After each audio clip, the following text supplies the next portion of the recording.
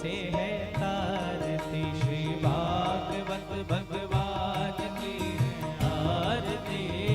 पापियों को पाप से है तारती। ये अमर ग्रंथ, ये मुक्ति पंथ, ये पंचम वेद निराला, नव ज्योति जगाने वाला।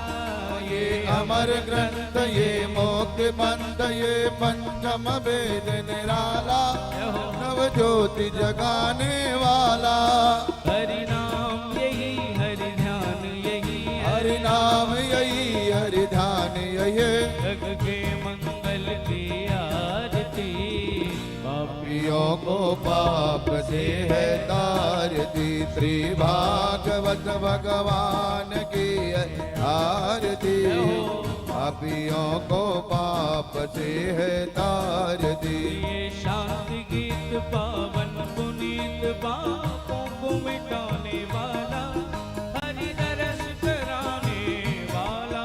ये शांति गीत पावन पुनीत, पापों को मिटाने वाला, हरि दर्द कराने वाला। ये सुख करनी, ये दुख हरनी, ये सुख करनी, ये दुख हरणी, श्री मधुसूदन की आरती। पापियों को पाप से है आरती, श्री भागवत भगवान की है आरती। पापियों को पाप से है तारती। ये मधुर बोल जगबंद खोल, सन्मार्ग बताने वाला, बिगड़ी को बनाने वाला। ये मधुर बोल जगपंथ खोल, तत्मार्ग बताने वाला, बिगड़ी को बनाने वाला। ये मधुर बोल जगबंद खोल, सन्मार्ग बताने वाला, बिगड़ी को बनाने वाला। ये मधुर बोल जगपंथ खोल, तत्मार्ग बताने वाला, बिगड़ी को बनाने वाला। श्री राम यही घनश्याम यही, श्री राम यही घनश्याम यही, श्री राम यही घनश्याम यही, श्री राम राम यही घनश्याम यही। प्रभु के महिमा की आरती। पापियों को पाप से है तारती, श्री भागवत भगवान की है आरती। पापियों को पाप से है तारती, श्री भागवत भगवान की है आरती। पापियों को पाप से है तारती। पापियों को पाप से है तारती, पापियों को पाप से है तारती। ओम जले शीतलीकरणं देवादिवन्ननं मन्त्रपुष्पेतां जग्नेन जग्नमय जन्त देवा। स्थानि धर्माणि प्रथमान्यासन्नातिहनाकं महिमानः। सचन्त यत्र पूर्वीताध्याः सन्ति देवाः। हरिः ओम एकदन्ताय विद्महे वक्रतुण्डाय धीमहि तन्नो दन्ति प्रचोदयात्। ओम नन्दनन्दनाय विद्महे यशोदानन्दनाय धीमहि तन्नो कृष्ण प्रचोदयात्। नाना सुगन्धि पुष्पाणि यथा कालोद्भवानि च पुष्पाञ्जलिमया दत्त गृहाण परमेश्वरा। ओम पुराण पुरुषोत्तमाय नमः। मंत्रपुष्पाञ्जलिं समर्पयामि। बोले भागवत भगवान की, बोले वृंदावन बिहारी लाल की, बोले व्यास जी महाराज की, बोले सुखदेव जी महाराज की, सदगुरुदेव भगवान की जय। जय श्री राधे, जय जय श्री राधे। सभी अपने अपने स्थान पर बैठ जाएंगे। आज भागवत का चतुर्दिवस श्री मिश्रा परिवार के द्वारा आयोजित भागवत का यह 108वें चतुर्दिवस। और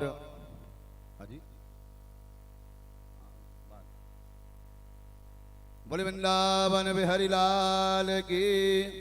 व्यास मंच पर विराजमान परम पूज्य वैष्णव कुलभूषण श्री हमारे ब्रज के गौरव, मिथिला के भी गौरव, श्री महामंडलेश्वर श्री किशोरी शरण जी महाराज के मुखारबिंद से आप श्रीमद् भागवत कथा का श्रवण कर रहे हैं, जिनके द्वारा श्री धाम वृंदावन में मिथिला कुंज आश्रम में कई सेवा प्रकल्प भी चल रहे हैं, जिसमें मिथिला कुंज आश्रम वृंदावन में अखंड युगल नाम संकीर्तन, राधे कृष्णा कृष्णा कृष्णा राधे राधे, राधे श्याम श्याम श्याम राधे राधे। ये आप जाइए वृंदावन, देखिए 31 वर्ष से अखंड नाम युगल नाम संकीर्तन चल रहा है। तो जो भी इच्छुक हो कि हमें हमारे नाम से भी एक दिन का कीर्तन हो, आप अष्टायाम कराते हैं तो देखो कितना खर्चा करते हैं। तो वहां मात्र महाराज श्री ने एक दिन के कीर्तन का मात्र 1500 रुपए और एक महीने के कीर्तन की सेवा 15,000 रुपए, और अखंड अगर आपके आजीवन काल तक मरणोपर्यंत तक आप ये समझे कि हमारे नाम से श्री वृंदावन धाम में नाम युगल नाम संकीर्तन चलता रहे, तो 2100 रुपए देकर के आप मिथिला कुंज आश्रम के सदस्य बन सकते हैं। और जो मिथिला कुंज आपके सदस्य बनेंगे उनको यहाँ से व्यास मंच से मिथिला कुंज आश्रम का प्रमाण पत्र भी मिलेगा। और देखिए एक सेवा प्रकल्प और चल रहा है, जो भारतवर्ष में क्या विश्व में आप कहीं भी गए होंगे, घूमे होंगे, अनेक देवी देवताओं के मंदिरों के दर्शन किए होंगे, लेकिन श्रीवर भागवत भगवान के मंदिर का दर्शन आज तक आपने कहीं नहीं किया होगा। जो श्लोकबद्ध है वो आज महाराज श्री के आश्रम में भागवत मंदिर का निर्माण कार्य चल रहा है बड़ी तीव्र गति से।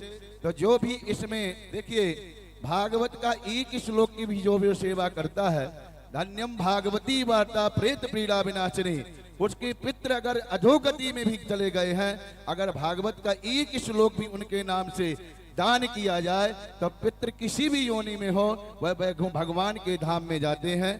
तो जो भी सेवा इसमें देना चाहें तो एक ईट की सेवा मात्र 1100 रुपए है, और कोई एक श्लोक की सेवा जो आपके नाम से आपके पूर्वजों के नाम से भागवत भगवान में मंदिर में लिखा जाएगा, उसकी 5100 रुपए रखी गई है।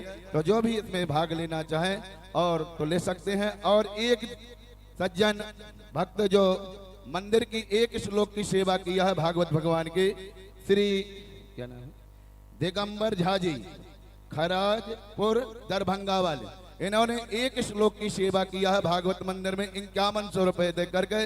इनके लिए जोरदार से ताली का स्वागत करेंगे। जय जय श्री राधे।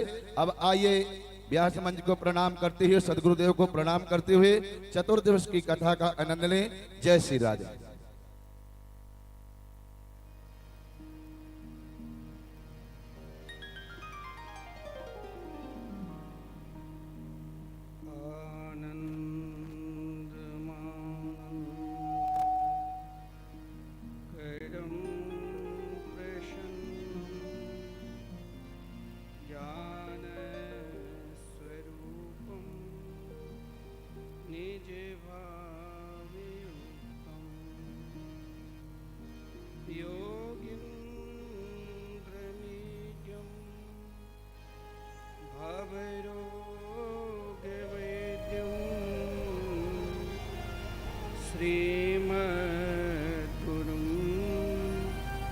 नित्यमहं स्मरामि।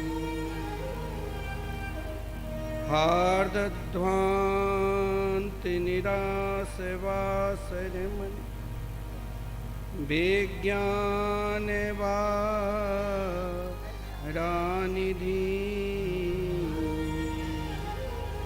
भक्ताभीष्ट सहस्रपूरण विधो चैतन्य चिंतामणि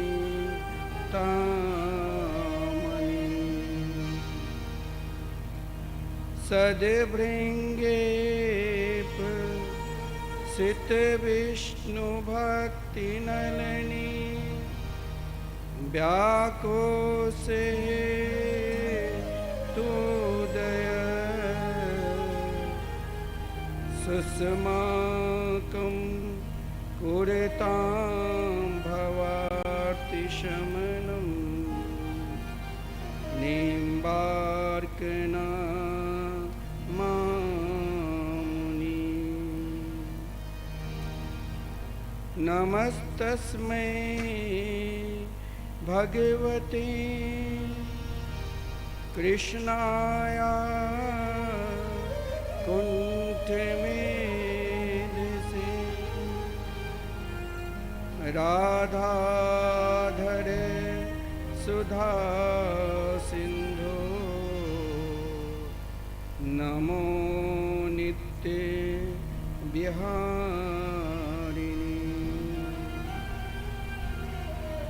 वाञ्छाकल्प तरुभ्यश्च कृपा सिन्धुभ्य एव च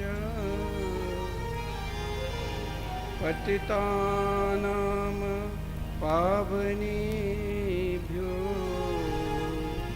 वैष्णवेभ्यो नमो नमः।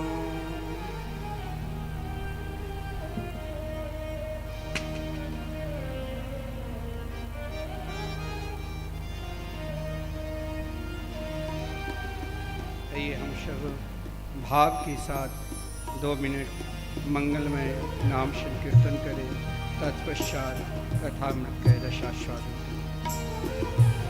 राधे कृष्ण राधे कृष्ण कृष्ण कृष्ण राधे राधे राधे श्याम राधे श्याम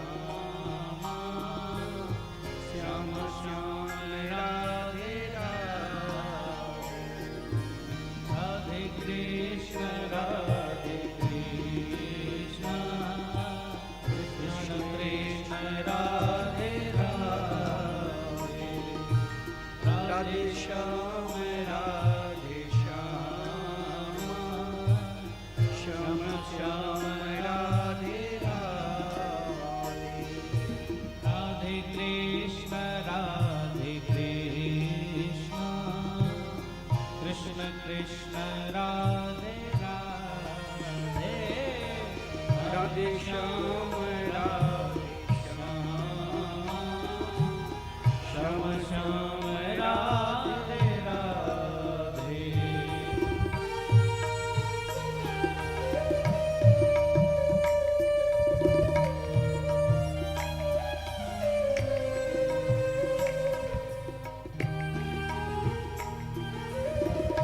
बोलिए भक्तवत्सल भगवान की जय हो।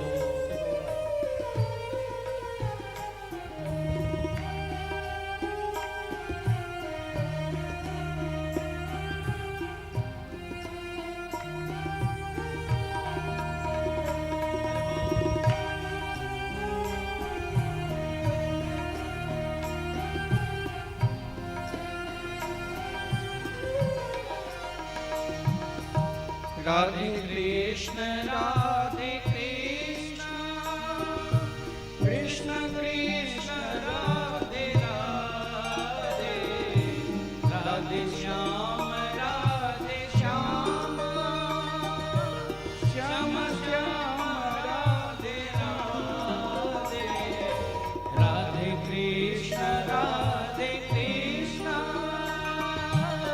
कृष्ण कृष्ण राधे राधे राधे श्याम राधे श्याम श्याम श्याम राधे राधे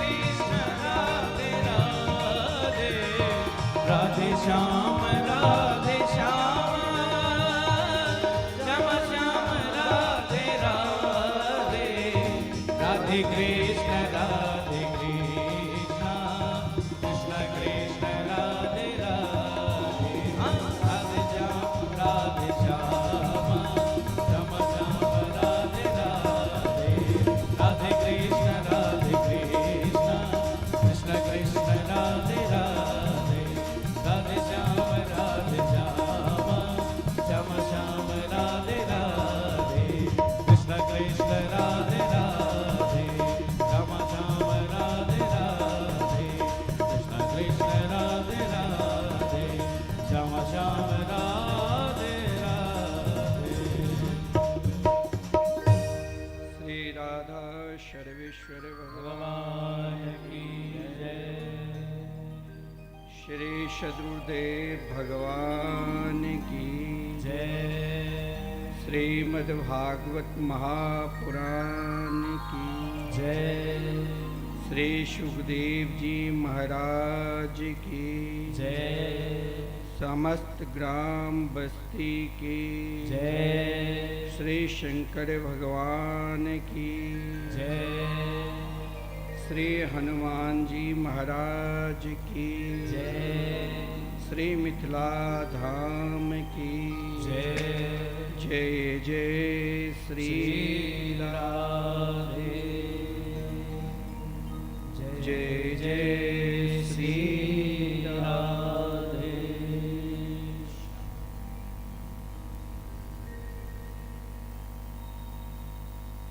आनंद कंद स्वरूप ब्रज पुरंदर नंदन वैदिक प्रतिपाद्य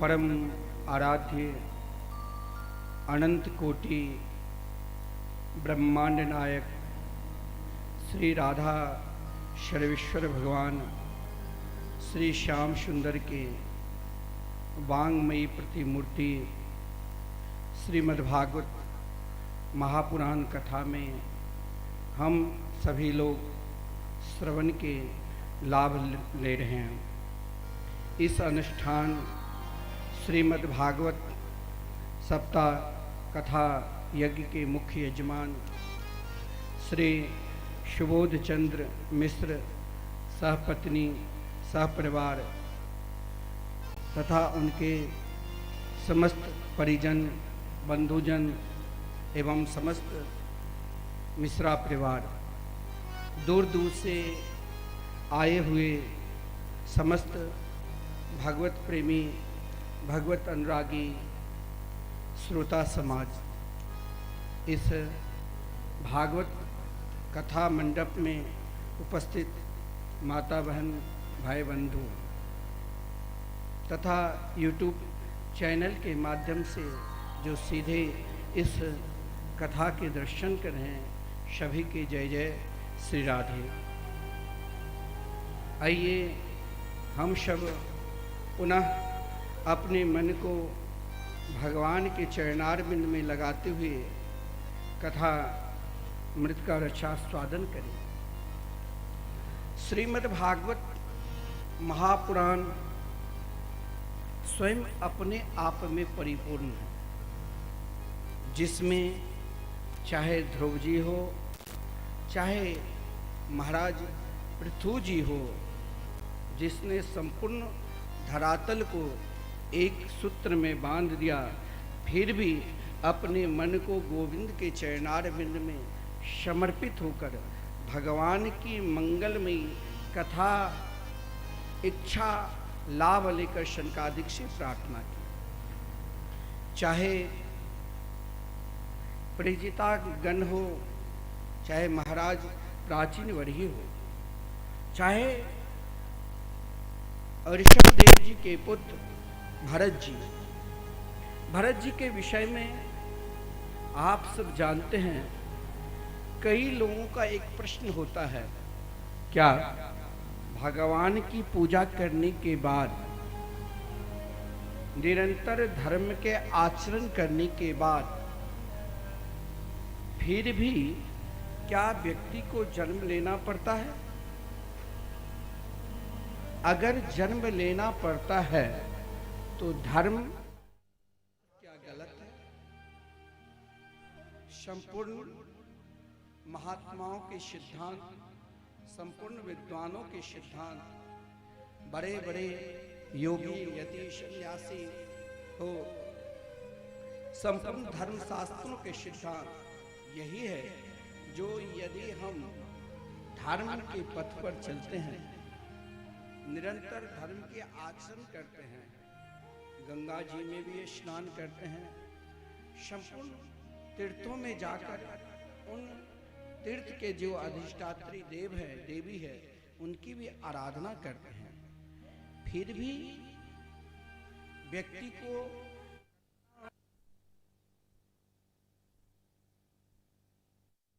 के चरित्र की कथा तो हम यही जानते हैं कि भरत जी करोड़ों वर्ष तक पृथ्वी पर शासन की, फिर भजन करने के लिए पुलस्त्य ऋषि के आश्रम पर गए और फिर उन आश्रम में रहकर भी जब गंडकी नदी के सहारे भजन कर रहे थे, एक मृग बालक की आसक्ति में पड़ गया। जिन महापुरुष ने निरंतर 18 घंटे तक एक आसन से भगवान की आराधना कर, फिर वो उन मृग आसक्ति में ऐसे पड़ गए कि उनको फिर तीसरे जन्म लेना पड़ा, मृग बनना पड़ा, फिर जड़भरत बनना पड़ा। जब उन जड़भरत अवस्था में रहे तो राजा रघुवन को स्वयं भागवत धर्म का उपदेश किया। अब यहाँ एक प्रश्न उठता है, बहुत लोग सोचते होंगे कि हम निरंतर धर्म की उपासना करते हैं, फिर मेरे जीवन में कष्ट क्यों आता है? सामने वाला कोई है जो कभी ना धर्म की उपासना करते हैं, निरंतर धर्म की अवहेलना, अधर्म मार्ग पर ही चलते हैं, फिर वो क्यों बढ़ रहे हैं? बहुत लोग कहेंगे कि युग का प्रभाव है, अयम तो युग धर्मो ही वर्तते कश्य दोष। लेकिन हर व्यक्ति की कहीं न कहीं किसी का मन बहुत जगह अटका हुआ है कि हम बहुत बड़े मठ के महंत हैं, किसी के अंदर बहुत अपनी कला के अभिमान है कि हम बहुत बड़े कलाकार हैं, किसी के अंदर यह भी अभिमान होता है कि हम बहुत बड़े सुंदर हैं, कि हम बहुत बड़े धनवान हैं, फिर भी हम भगवान लग झुकते हैं। शास्त्र पुराण में यही कहा गया है, एक बार हम धर्म के आश्रित हो जाते हैं तो संपूर्ण पाप नष्ट हो जाता है। देखिए, पाप नष्ट होना ये एक अलग बात है। जैसे मान लो सीधी भाषा में डॉक्टर आपके शरीर में कोई बीमारी है, असाध्य बीमारी, डॉक्टर ने कहा ये दवा कुछ दिन खाते रहो, जिससे ये असाध्य बीमारी तो दूर होने वाले नहीं है, भगवान पर छोड़ दो, जब तक जिंदा है तब तक ये असाध्य बीमारी में ये दवा खाने से लाभ मिलेगा। अब आप कहेंगे इस सर्वश्रेष्ठ भजनानंदी भरत जी, जिसने भजन के प्रताप से एक जन्म कौन के, दो जन्म कौन के, 3 जन्म तक यथावत पूर्व जन्म के स्मरण बना हुआ था। हम इस जन्म में कोई पाप भी बन जाता है, कोई पुण्य भी बन जाता है, कभी हम क्रोध करते हैं, कभी हम मुस्कुराते भी हैं, लेकिन हम सोचते चलो ये तो एक प्रारब्ध। लेकिन कभी कभी कर्म और प्रारब्ध से भी ऊंचे कुछ स्थान, वहां न कर्म के प्रवेश है और ना ही प्रारब्ध के प्रवेश। भरत जी के कर्म देखा जाए तो नन्हे से छोटे से हरिणी बालक को बहते हुए, जिनकी मां उन सिंह की गर्जना को सुनकर स्वयं मर गई थी, तो कर्म क्या, उसे महाराज अपने बच्चे के तरह 4 बच्चे को छोड़कर जंगल आए थे, 5वें बच्चे को पकड़कर उनमें ऐसा मोह कर लिया, ऐसा मोह कर लिया कि उनकी मोह ने वही रूप में ला दिया।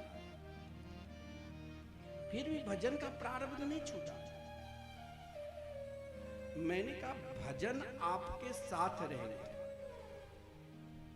भजन वो दवा है जो कुछ विशेष आपके होने वाले वहां रुकावट है।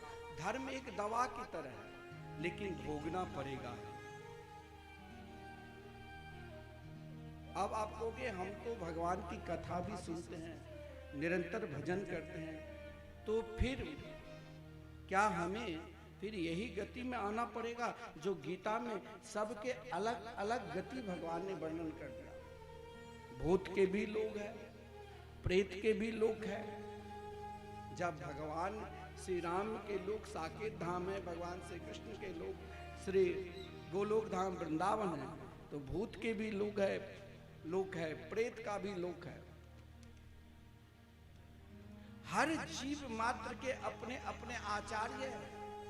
एक बंदर के झुंड जब चलता है तो उन बंदरों के झुंड में एक सबसे बलशाली बंदर रहता है। उनकी आज्ञा मानकर ही आगे के बंदर आगे चलते रहते हैं। उसने डांट दिया तो मजाल नहीं, दूसरा बंदर उठा लेंगे। हर पक्षियों के भी एक झुंड का शेर रहता है, उनका मालिक, उनके आचार्य। जैसे हम सभी सनातन धर्म के आचार्य हैं और उन आचार्यों के अनुयायी हम सब हैं। लेकिन आप कहेंगे तो फिर हम भगवान के भजन नहीं करें? बिल्कुल करना चाहिए। भगवान के भजन करते करते जब उस स्थिति में प्राप्त कर जाओगे, जैसे महाराज भरत जी ने राजा रघुवंश से कहा,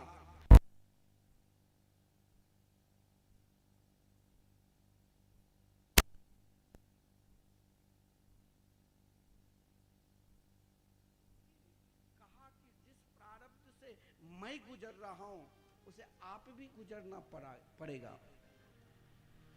हो सकता है कृपा हुई है आप पर, कृपा ऐसा नहीं है।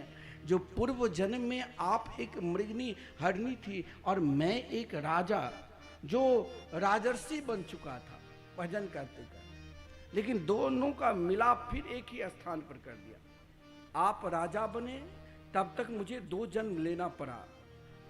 हरणी में भी अभी दुनिया के लिए मैं जड़ की तरह हूं, लेकिन परमात्मा के मैं प्रिय हूं। और ये प्रिय बनना, जिस दिन आप भगवान के प्रिय हो जाओगे, वैसे भगवान के सब प्रिय हैं, जीव मात्र प्रिय हैं। लेकिन कब भगवान मिलते हैं, किस स्थिति में भगवान मिलते हैं, यह राजा रघुगण को समझाया।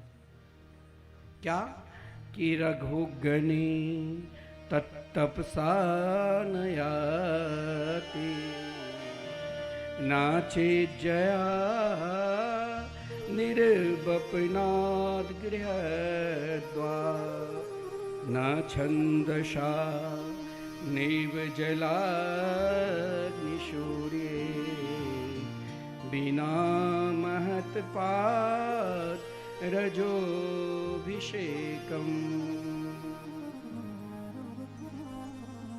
जीवन में चाहे नाना प्रकार की तप और साधना के बल से हम उन पराकाष्ठा से बड़े बड़े असुर भी साधना के बल से, जिसके भय से भगवान भी भयभीत हो जाते थे, वो अपने तप के बल से, क्या उसके अंदर अभिमान चला गया? क्या उसके अंदर अहंकार चला गया? और भगवान ने कहा जब तक तुम तप तो कर लिया है, लेकिन उस तप को तुमने आगे नहीं बढ़ाया, यहीं तक रोक दिया। और रोकना क्या है? मैंने कहा आप चाहोगे कि हमने इस जन्म में भगवान के खूब भजन के कीर्तन किए, और कहा गया है कि फिर हमारे शरीर में व्याधि क्यों आई, रोग क्यों आ रहा है? क्या तंत्र मंत्र है कि मन के भ्रमित है? हर मंत्र है, लेकिन उन मंत्रों की शक्ति को भगवान भोलेनाथ ने इस कलिकाल में संपूर्ण मंत्रों की जितने भी तंत्र मंत्र है सबको किल कर दिया, रोक दिया। फिर मंत्र की सिद्धि कैसे होती है? तो मंत्र की सिद्धि होती है फिर अगर मान लो उन मंत्र को उतने लाख जाप करने के बाद उससे भी 4 गुना इस कलयुग में कहा गया, जब जाप करने के बाद सिद्धि होती है। तो भरत जी तो घर द्वार छोड़कर केवल अपने जीवन को भगवान में समर्पित कर दिया था, तो फिर उसे पूर्व जन्म में जन्म लेना क्यों पड़ा? भगवान के भक्त से तो गलती हो जाती है। भगवान ने स्वयं कहा है, साधु हृदयम मह्यम, साधु नाम हृदयम तुम, भक्त मेरा हृदय है और मैं भक्त के हृदय हूं।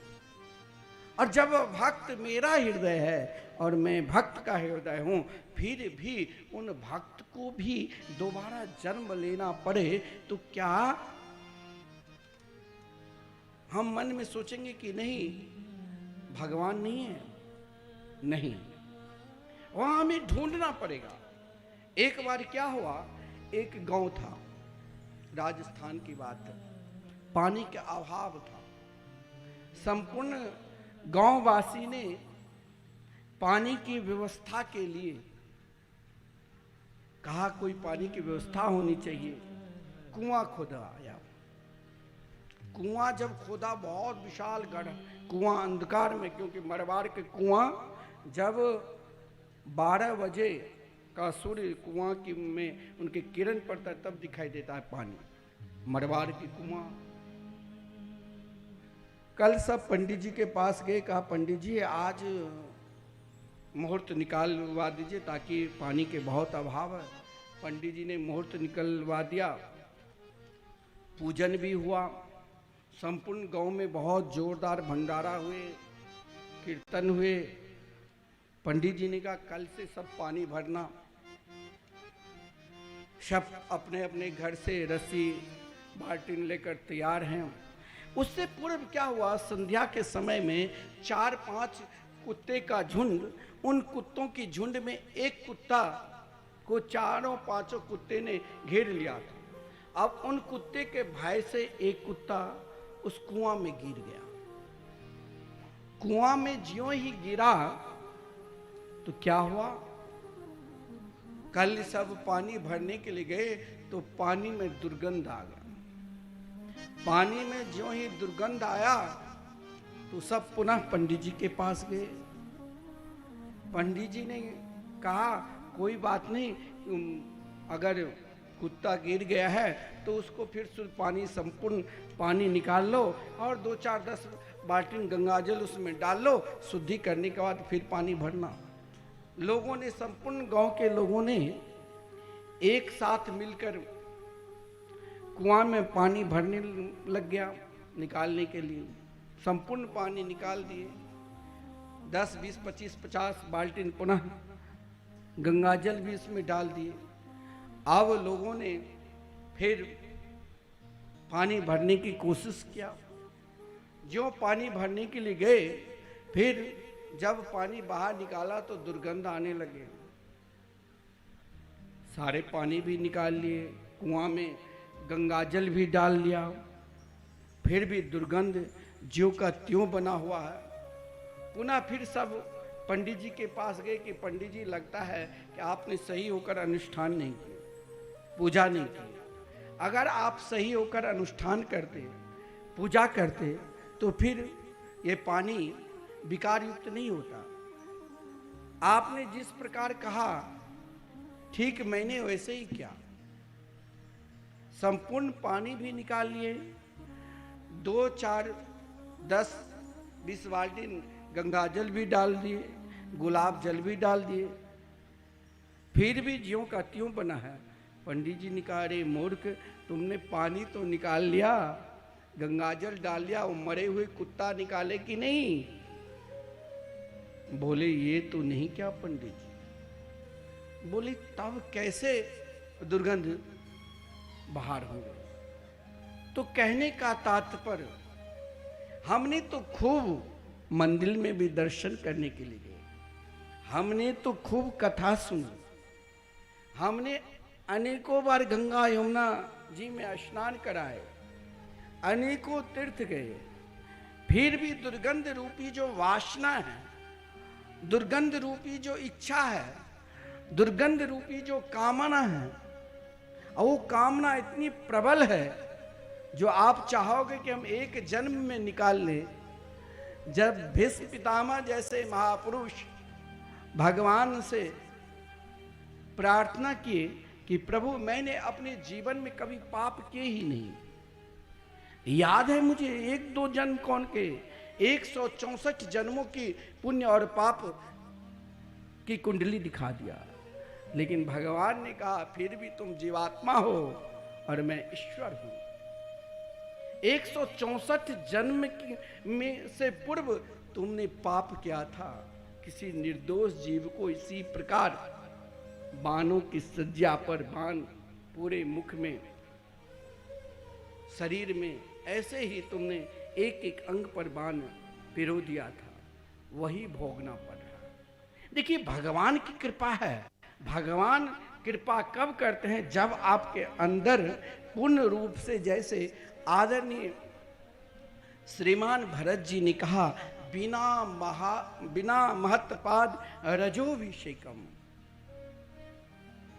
जिस दिन जीवन में संपूर्ण कामना एक ओर ना लग जाए, ये होना, ये हम लोगों की प्रयास है।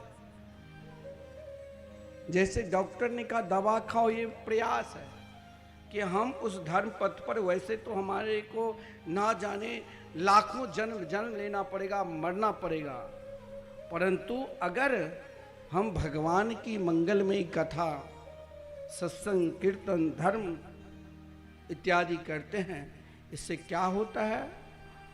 तो मान लो एक जन्म में 100 जन्म की जो कामना वासना है वो परमात्मा के चरणार बिंद में समर्पित हो जाते हैं। भोग के अनुसार जन्म लेना पड़ता है। एक महात्मा थे, बहुत सिद्ध कोटि के संत थे। उन महात्मा ने रोज परिक्रमा वृंदावन के नित्य लगाते थे और महाराज निरंतर नाम जाप में स्वयं अपने आप को रत रहते थे। महात्मा के आश्रम में ऐसे ही एक वृक्ष था, आम का। उन आम के वृक्ष में एक पका हुआ फल था। महात्मा ने कल इच्छा प्रकट की कि यह फल हम भगवान को भोग लगाएंगे। ये मन में इच्छा की, तब तक उनके शरीर गोविंदाय नमो नमः समाप्त। पुनः वो महात्मा को सीधे भगवान के धाम जाना चाहिए अगर उस फल में भी इच्छा हुई, क्योंकि महात्मा सिद्ध कोटि के संत थे।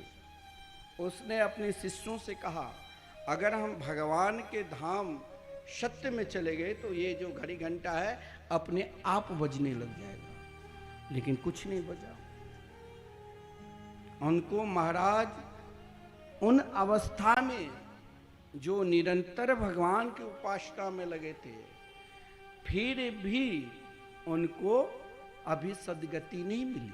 सदगति नहीं मिलने से ही वही भूत प्रेत है जो अपने योनि में तब तक भटकते रहते हैं जब तक उन कामना की उनकी पूर्ति नहीं होती है। और उन कामना की पूर्ति के लिए ही हम श्राद्ध या गया जी में श्राद्ध या भागवत कथा, फिर भी अगर उनके अंदर कहीं भी प्रकार किसी प्रकार की गांठ है तो भी रुकावट हो सकता है। उन महात्मा के अंदर भी उस फल में उनका मन टिका हुआ था। अब जो आश्रम के उत्तराधिकारी थे वो उदास, इतने सिद्ध कोटि के महात्मा का उद्धार नहीं हुआ, तो एक महात्मा के वयोवृद्ध मित्र थे, वो भी सिद्ध कोटि के महात्मा थे।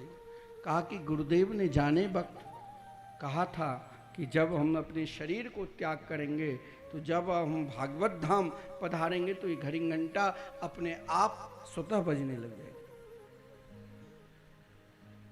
महात्मा के चिंतन करते करते कि मेरे गुरु भाई क्या इस योनि में जा सकता है, एकाएक उस फल पर नजर गया कि उस फल में कहा कि फल को संभाल कर तोड़ना, क्योंकि इस फल में ही वो महात्मा सूक्ष्म रूप से एक कीड़ा बनकर उपस्थित था।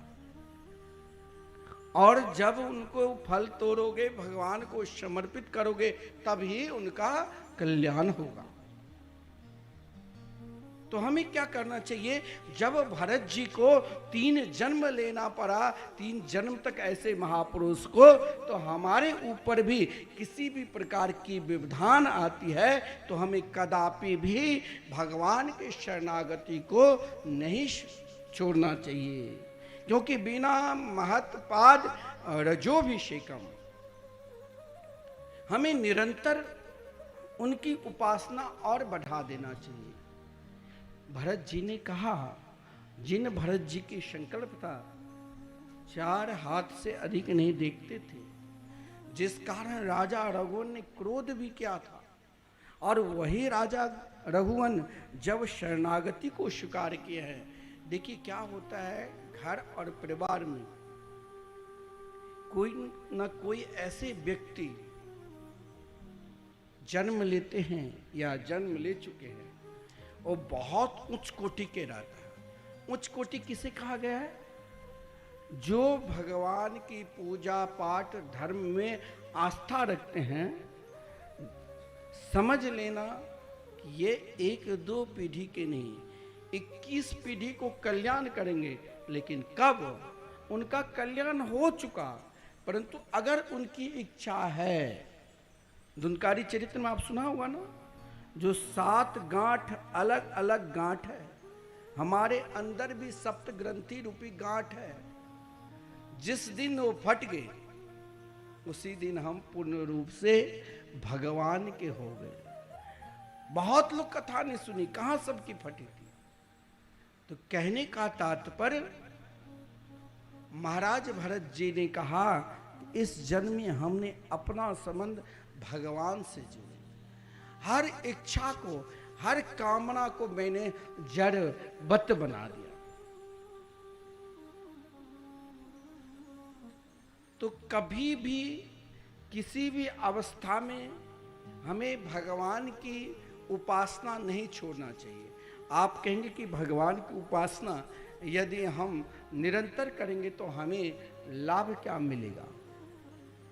लाभ ये मिलेगा कि आपका स्मरण कभी नष्ट नहीं होगा। भरत जी ने निरंतर श्री कृष्ण उपासना किए थे। जिस कृष्ण उपासना के फलस्वरूप तीसरे जन्म में भी भगवान की उपासना यथावत याद बनी रही।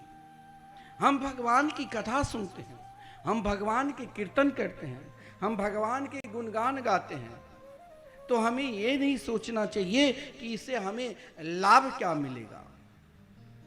इससे तो वो लाभ मिलेगा क्योंकि पूर्व जन्म में हमने भजन किए हैं, तभी इस जन्म में हम भजन कर रहे हैं और भगवान की कथा सुन रहे हैं। ताकि हमें तब तक सुनना पड़ेगा, तब तक जब तक अब कुछ ही समय हमारे लिए, ना जाने हम अनेक जन्मों तक उनकी उपासना की है, तब मेरे अंदर उन उपासना के जो तत्व है, स्वभाव तो उपास समस्त दोषम अशेष कल्याण गुणे के रास, हमारे अनेक जन्मों की स्वभाव परमात्मा के चरणार बिंद में समर्पित है। और धीरे धीरे अब हम उनकी मंगलमयी कथा की ओर बढ़ रहे हैं। अब थोड़ी मोड़ी जो प्रारब्ध है वो सब के सब समाप्त होकर सीधे हम भगवान के रहेंगे और भगवान हमारे रहेंगे। यही संकल्प तो आदरणीय प्रहलाद जी ने लिया था। भागवत में लोक लोकांतरों के भी वर्णन है। भागवत में नरकों का भी वर्णन है 28 प्रकार, और भागवत में नाम निष्ठ का भी वर्णन है। अजामिल की नाम निष्ठा के विषय में कहा गया है, जिन अजामिल ने ऐसा नहीं है जो धर्म को नहीं मानते थे, माता की भी सेवा की, पिता की भी सेवा की, पत्नी की भी सेवा की, लेकिन किसी कारणवशात उनका मन उन वेश्या के संग में लग गया। तो देखो, एक पत्नी की कृपा से, मैंने कहा था ना, घर की एक सदस्य, अगर घर के कोई भी व्यक्ति भगवान के भजन नहीं कर रहे हैं, लेकिन एक व्यक्ति यदि भगवान के भजन में समर्पित है तो उसको तार सकता है। कहेंगे कैसे? जिस पत्नी को अजामिल ने त्यागा, वो पत्नी भी श्री कृष्ण के परम भक्ता थी, अनन्य भक्ता थी, जो निरंतर भगवान के चिंतन करते थे। और उनकी भक्ति आदरणीय श्रीमान सुखदेव जी ने वर्णन किया है कि अजामिल तो उन्हें वेश्या के संग में रहा, जिससे कई संतान हुई। 9वें संतान के रूप में अगर अजामिल ने नारायण नाम लिया तो संत की कृपा से कहा 9वें संतान को तुम नाम नारायण रखना, लेकिन फिर भी सोचा हो सकता है भूल जाए। तो उन अजामिल के घर में भी एक तोता था। संत जहाँ ठहरा था वहाँ बार बार उन संत ने उन तोता को भी नारायण नारायण नारायण नाम रटवा दिया था। अब अजामिल जब कभी नारायण नाम भूलते, उनके गुरु के रूप में तोता भी काम किया, बार बार नारायण नारायण। तो अजामिल के पुत्र में आसक्ति थी, फिर भी नारायण नारायण। लेकिन ये सब अजामिल के अंतिम समय में, जिसके लेने के लिए स्वयं यमदूत आया था, नारायण नाम कैसे ले सकता है? यही मैंने कहा ना, घर के एक सदस्य, उनकी पत्नी आदरणीय सुखदेव जी वर्णन करते हैं, एक क्षण के लिए भी, एक पल के लिए अपने जीवन को श्री कृष्ण के चरणार बिंद में समर्पित करते हैं तो क्या लाभ मिलता है? जिस पत्नी को त्याग दिया था, माता पिता को घर से निकाल दिए थे, गांव से दूर में, काफी दूर में, एक छोटी सी झोपड़ी में उन वेश्या के संग रहता था, लेकिन केचित केवलया भक्त्या वासुदेव परायणः, एक क्षण के लिए भी घर परिवार में रहकर कुछ पल ऐसे निकालो जो हमें भगवान की उपासना करना। और जब आप उपासना करेंगे तो उन उपासना में यह महिमा है, उन तत्व में यह महिमा है जो अजामिल ने अगर भगवान के मंगलमय नाम नहीं लेकर अपने पुत्र का भी नाम लिया, उनका उद्धार हुआ। कहेंगे कि अजामिल का अपना बल था? नहीं। अपना धर्म था? नहीं। क्या उन वेश्या का बल था? उनके प्रताप से नहीं। उनकी धर्मात्मा पत्नी, जिसने श्री कृष्ण भक्ति निरंतर क्या करती थी, और भगवान से एक ही प्रार्थना कि चाहे अजामिल किसी भी अवस्था में रहे, हे प्रभु उनको ध्यान रखना। अब देखिए, भगवान की नाम में अलौकिक शक्ति है। नाम जाप करने से आयु बढ़ता है। बड़े बड़े महात्मा साधु संत आयु बढ़ाने के लिए, जैसे किसी के अंदर असाध्य रोग है, पंडित जी ने कहा इनके लिए महामृत्युंजय जाप करवाओ ताकि इन रोग से निवारण होगा, मृत्यु योग है, तो नाम का आश्रय लेते हैं। लेकिन भगवान के नाम के आश्रय से क्या होता है? चाहे आप मन से लो और चाहे बेमन से लो, सांकेत्यम परिहास्यम वा अस्तोवन में हेलन मेवा। सांकेतिक भाषा में एक जगह एक महात्मा के दो शिष्य थे, दोनों आपस में बहुत लड़ते थे। किस लिए लड़ते थे? तो दोनों को महात्मा ने कहा तुम दोनों गुरु भाई मंदिर में पूजा करो। लेकिन दोनों आपस में बहुत गाली बोलते थे, एक दूसरों को गाली ही देते थे, गाली के सिवा कुछ बोलते ही नहीं थे। तो महात्मा ने एक दिन बहुत डांटा कि आज संकल्प लो अपने गुरुदेव के पास कि आज से गाली नहीं बोलेंगे। उसने संकल्प लिया। दूसरे दिन फिर दोनों भाई गुरु भाई लड़ने लगे। एक ने कहा कि जाओ तेरा मुख 12 भगवान जैसे हो जाए, यानी तुम शुगर जैसे हो जाओ। गाली भी दिया और नहीं दिया। उसने कहा जाओ तेरा मुख बिहारी जी जैसे हो जाए, काला हो गया। अब मंदिर में जो ठाकुर जी थे वो हंसते हुए उन दोनों को दर्शन दे दिया। कहा कि तुम लोग इतने आनंद से सांकेतिक भाषा में मेरे नाम ले लिया, तुम दोनों से श्रेष्ठ कोई है ही नहीं। तो सांकेत्यम परिहास्यम बा, अगर हम हास्य में भी किसी को भगवान के नाम से संबोधन करते हैं वो भी भजन होता है। यदि हम सांकेतिक भाषा में भी भगवान के नाम से संबोधन करते हैं वो भी भजन होता है। जिस अजामिल को लेने के लिए यमदूत आए थे वो भगवान के पार्षद को देखकर लौट कर चला गया। और यमदूत ने अपने महाराज से पूछा कि ये बताओ, अगर महान से महान पापी भी एक बार भगवान के नाम अनजान में ले लेते हैं तो क्या उनका उद्धार होता है? बोले हाँ। तो बोले शब ले लिया तो मैं उनके पास नहीं जाऊं? बोले ऐसा होगा ही नहीं।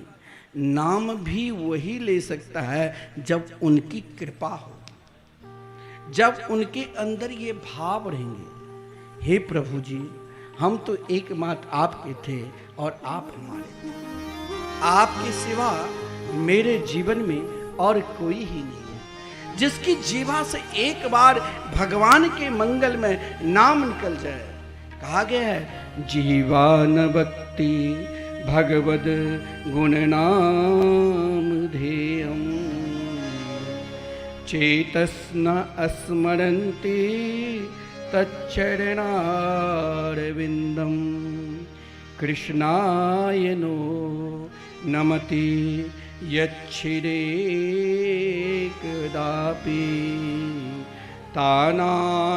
तानानयध्वमसतो कृतवेष्णु कृत्या। देखिए अजामिल उपाख्यान से हमें सीखना चाहिए जीवन में। कथा आप कई बार सुन चुके हैं, मैं भी यहाँ सुना चुका हूँ, लेकिन इनका सार तत्व यही है कि आपने अपने जीवन में नाम ले लिया। जीवान भक्ति भगवद गुण नाम ध्येयम। जिनकी जीवा भगवान के मंगल में नाम नहीं लेते हैं वहां यमदूत आते हैं। जिनके मस्तक भगवान के चरणार बिंद में नहीं झुकते हैं वहां यमदूत आते हैं। वृंदावन के एक श्रेष्ठ संत हुए मथुरा दास जी, बहुत भक्तमाल उनके कंठस्थ थे, नित्य भक्तमाल की कथा का। वो कहते थे देखो अजामिल उपाख्यान से कुछ आप सिखा कि नहीं, जो भजन नहीं करते हो आज से भजन करने लग जाओ। और इतना ही नहीं, भजन ना करना है तो कोई बात नहीं, केवल झोली माला को अपने पास रखे रहो। झोली माला को देखकर ही यमदूत भाग जाएंगे। और भजन कहोगे समय नहीं मिलता है, मान लो आप रात्रि में 10 बजे सो रहे हैं, 10:15 बजे सो जाओ।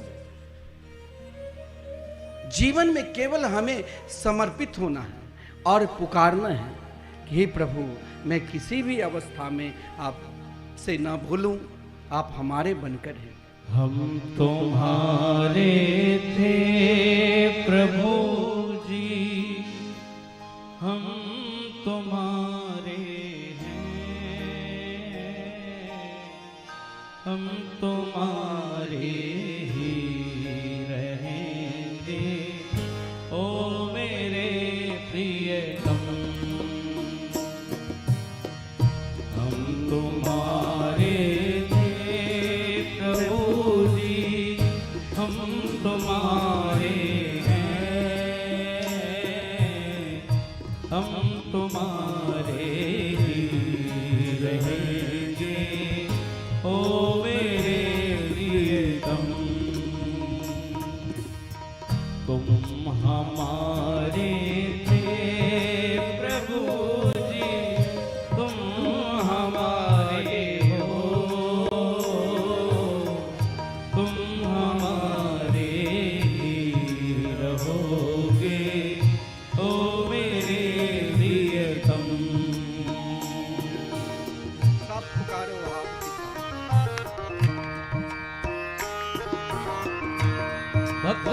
भगवान की जय हो।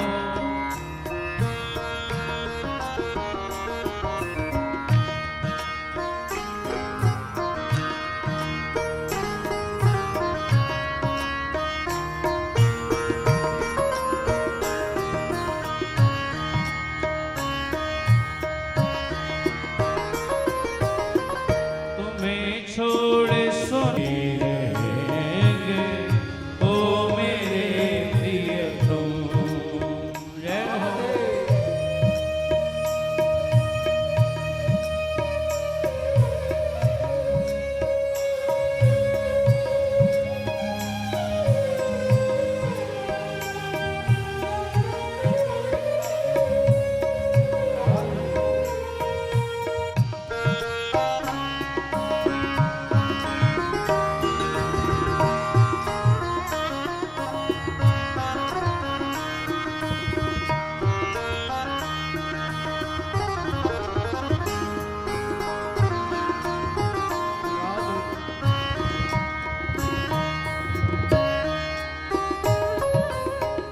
तेरे कारण सब जग छोड़ा, तुम संग नाता जोड़ा।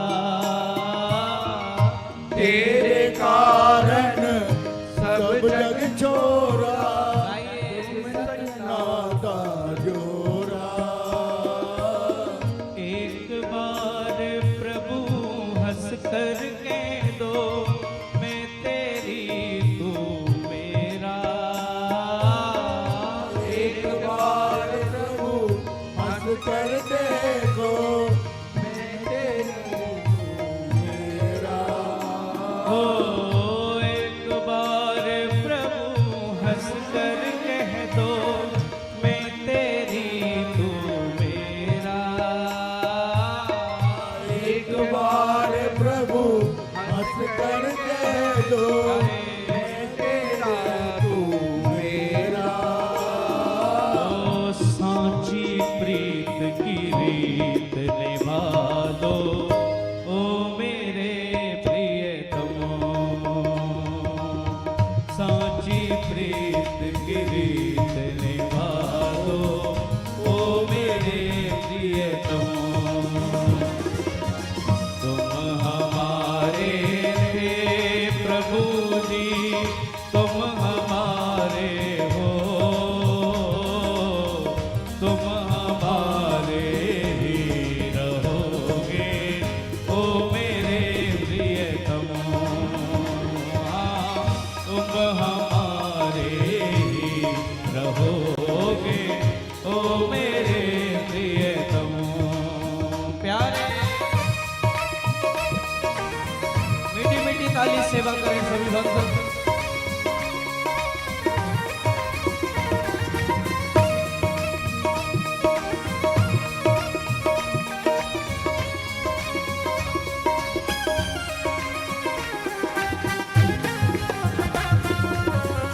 हरि हरि बोल।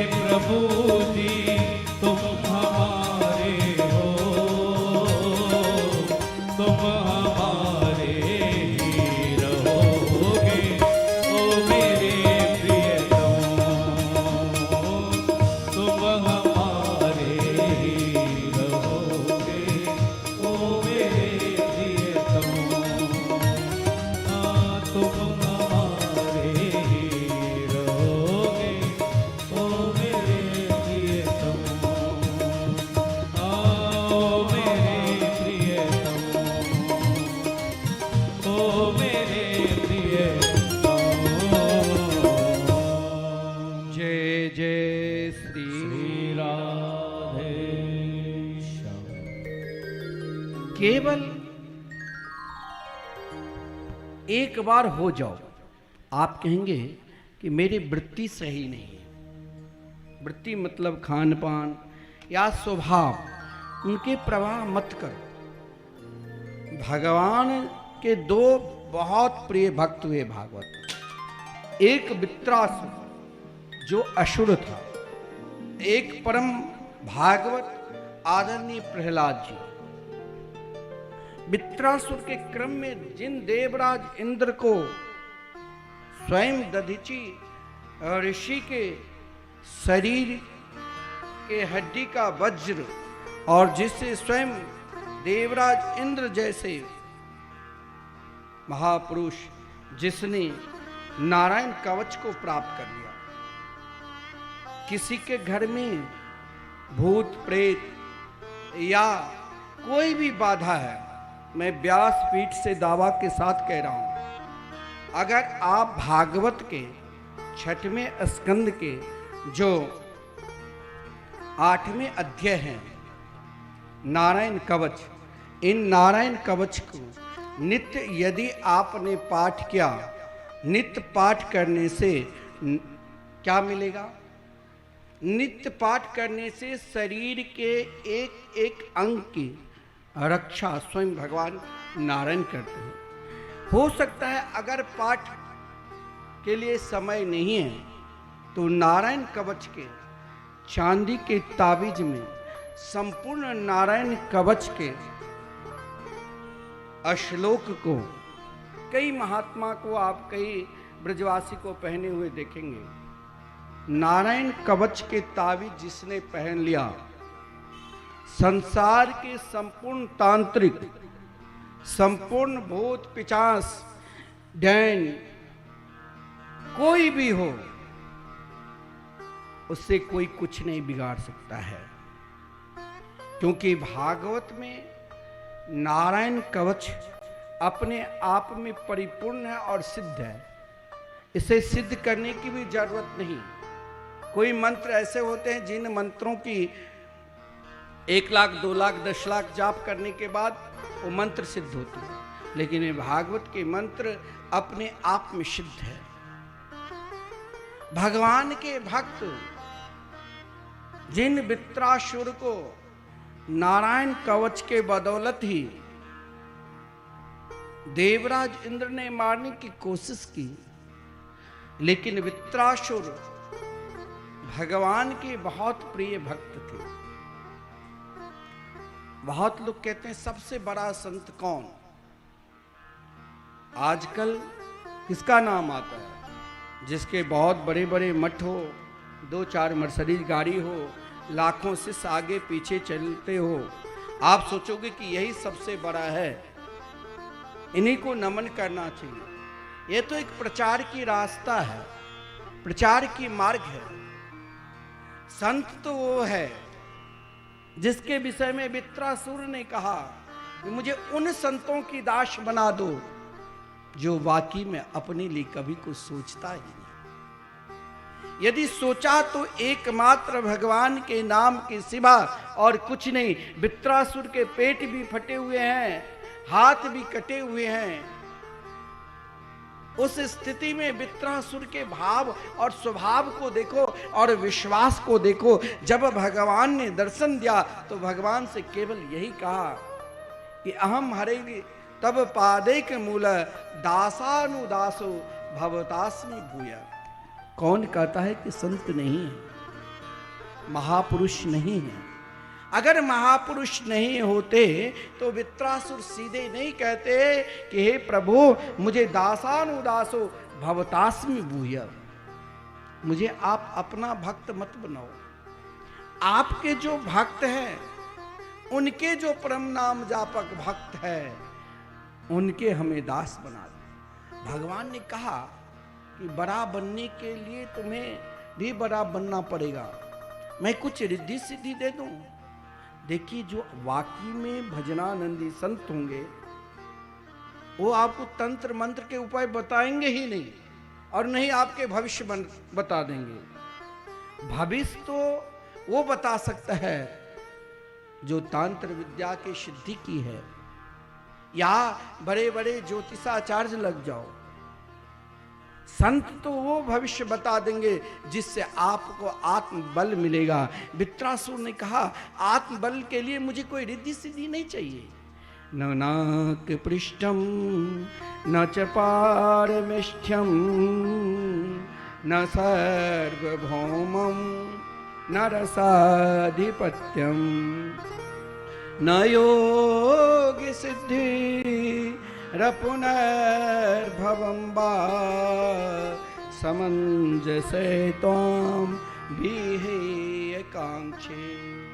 हे प्रभु, ना मुझे स्वर्ग की तरह प्रभावशाली बनाओ देवराज इंद्र की तरह, क्योंकि देवराज इंद्र आपके सामने खड़े हैं डरे हुए। ना मुझे रिद्धि सिद्धि चाहिए, मुझे तो भगवान से प्रीत चाहिए, आपके भक्त से। कैसे?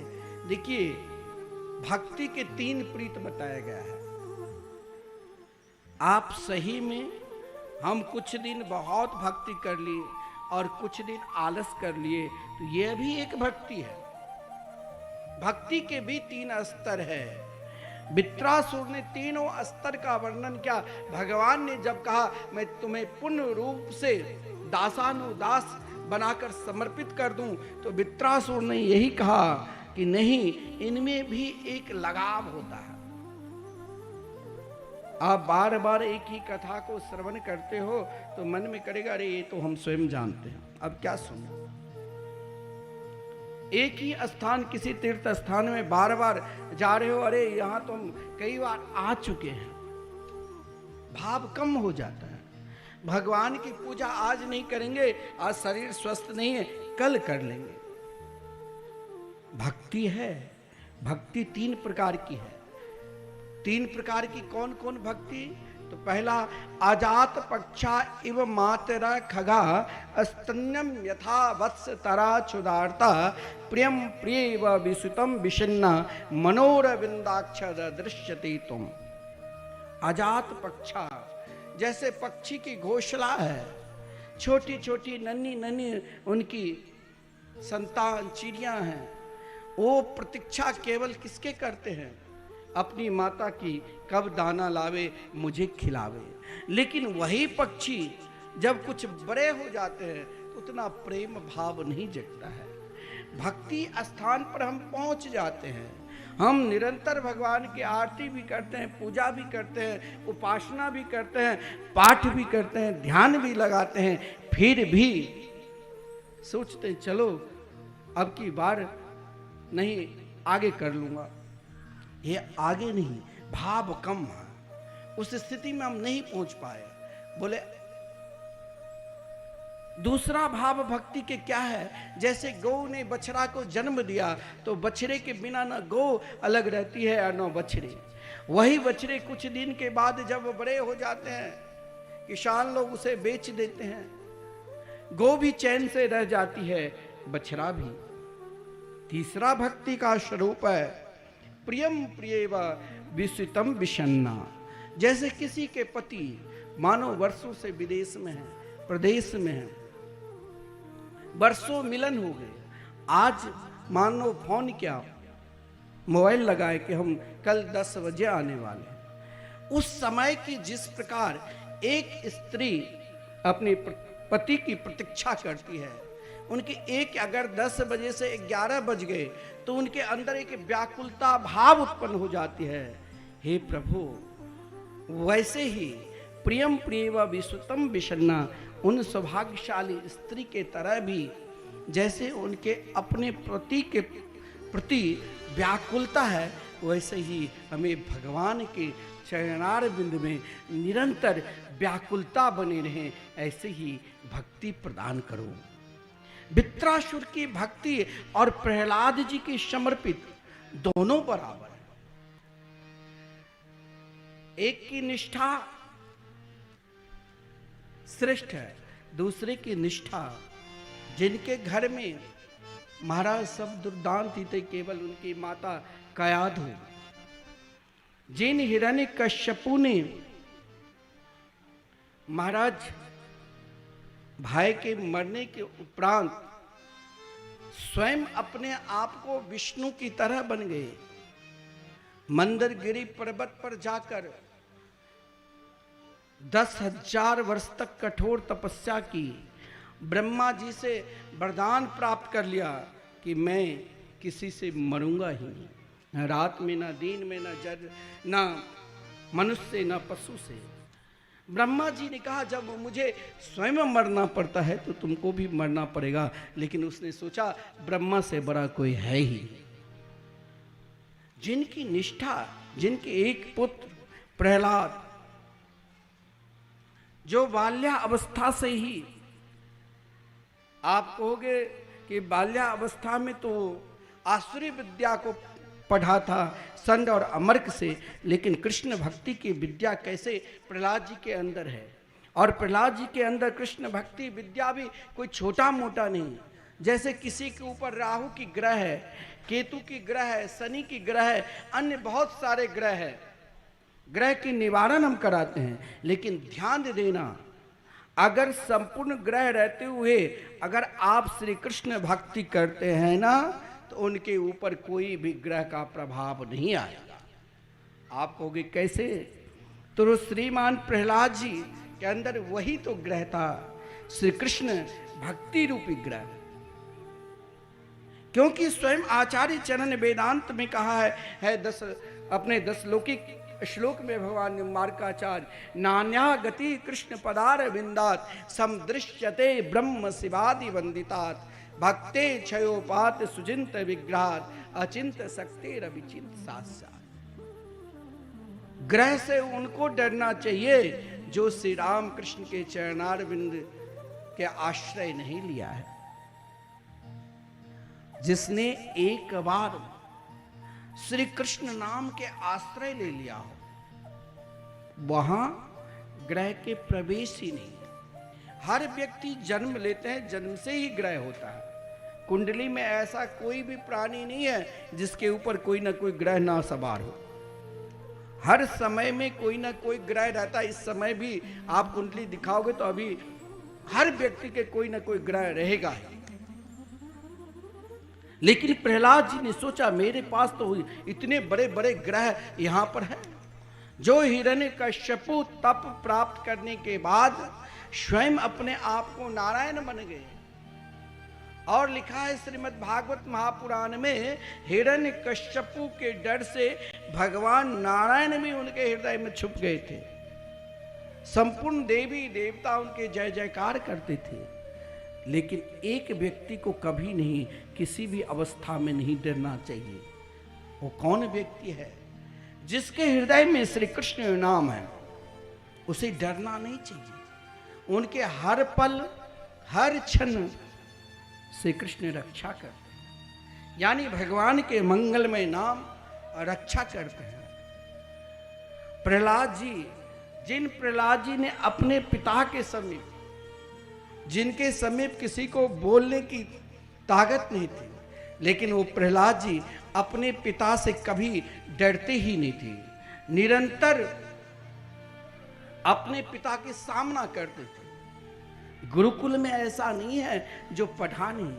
5वें क्लास में जब प्रथम श्रेणी में पास हुए तो वही प्रहलाद जी ने क्या कहा? अपने पिता के पास आकर पिता ने उससे कहा कि एक बात बताओ बेटा, जीवन में पढ़ता तो सब है, लेकिन तुमने भी पढ़ा, लेकिन अपने जीवन का कुछ एक अनुभव बताओ। सब चिंतित थे कि भाई सब तो हिरण्यकश्यपु को भगवान मान रहे हैं, लेकिन उनके पुत्र कभी उनकी सत्ता को स्वीकार किया ही नहीं। लेकिन आज जब प्रहलाद जी आया तो कहा पढ़ा क्या? तो पढ़ाया तो वही गुरुदेव संड और अमर्क ने, केवल धर्म अर्थ काम की शिक्षा दी, मोक्ष धर्म की कभी नहीं। लेकिन पिता ने मुझसे जो प्रश्न किया है, यह प्रश्न तो हमारे सदगुरु देवर्षि नारद जी, माता के गर्भ में जब हम विराजमान थे, माता कयादु को जिस समय हिरण्यकश्यपु तप करने के लिए निकला, उस समय कयादु के अपहरण देवराज इंद्र ने कर लिया था। देवर्षि नारद जी ने देवराज इंद्र को समझाया कि कयाधु भगवान की परम भक्ता है। कोई स्त्री धर्म के मार्ग पर चल रही है, भगवान के अनुयायी है, उनके ऊपर कोई बुरी नजर करते हैं तो वो उन्हीं के ऊपर प्रभाव धीरे धीरे पड़ता है। तो ये कयाधु है जिनके गर्भ में उनके विश्वास है कि भगवान के प्रिय भक्त है। देवराज इंद्र ने प्रणाम किया देवर्षि नारद जी के विश्व में, क्योंकि देवर्षि नारद जी श्रापित है, कहीं भी ब्रह्मांड में उनकी कुटिया नहीं है। अगर उनकी कुटिया है तो श्रीधाम वृंदावन में, कहाँ? तो गिरिराज गोवर्धन में। गिरिराज गोवर्धन के पावन तलहटी जहाँ भगवान निम्बार्काचार्य जी दीक्षा प्रदान की, उन पावन तलहटी में आज भी वहाँ जो वृक्ष है पीपल के वृक्ष, जिस वृक्ष में 5 पल्लव के वो वृक्ष है, 5 रंग की उसमें पल्लव आज भी निकलते हैं। वहीं पर सतयुग में 100 वर्ष तक देवर्षि नारद जी, हमारे शास्त्र में कहा गया है, गर्भवती स्त्री गर्भावस्था में जितने अधिक भगवान के चिंतन करेंगे, शास्त्र पुराण के चिंतन करेंगे, वो बालक परम तेजस्वी और माता पिता के अनन्य सेवक बनकर रहेंगे। चाहे वो कितने भी अत्यधिक श्रेष्ठ पद को क्यों न प्राप्त कर ले, लेकिन वो बालक माता पिता के परम भक्त रहेंगे। तो ऐसा नहीं है, प्रहलाद जी अपनी माता के ही भक्त थे, पिता की भी भक्त थे। कहेंगे आप कैसे? जिन पिता ने निरंतर प्रहलाद जी के साथ कभी सही व्यवहार नहीं किया था, और आज जब प्रहलाद जी से पूछा कि तुम अपने जीवन का कुछ अनुभव बताओ, तो प्रहलाद जी ने क्या कहा कि पढ़ा, वो भी बता दिया। कहा मैंने अपने जीवन में 9 प्रकार की 9 प्रकरण ही पढ़ा। व्याकरण में अलग अलग प्रकरण हैं, मैंने अपने जीवन में 9 प्रकरण पढ़ा और उनका अनुभव है जो मैं आपको बता दूं। हिरण्यकश्यपु जितने मंत्रीगण थे वो भी सोचा कि जल्दी बताएं। बोले आप जिस मार्ग पर जा रहे हैं ना, वो पतन की सिवा और कोई मार्ग ही नहीं है। जो कहते हैं भगवान नहीं है, भगवान की सत्ता नहीं है, अरे मूर्ख, तो उन्हीं के सत्ता में ये पृथ्वी किसने बसाया?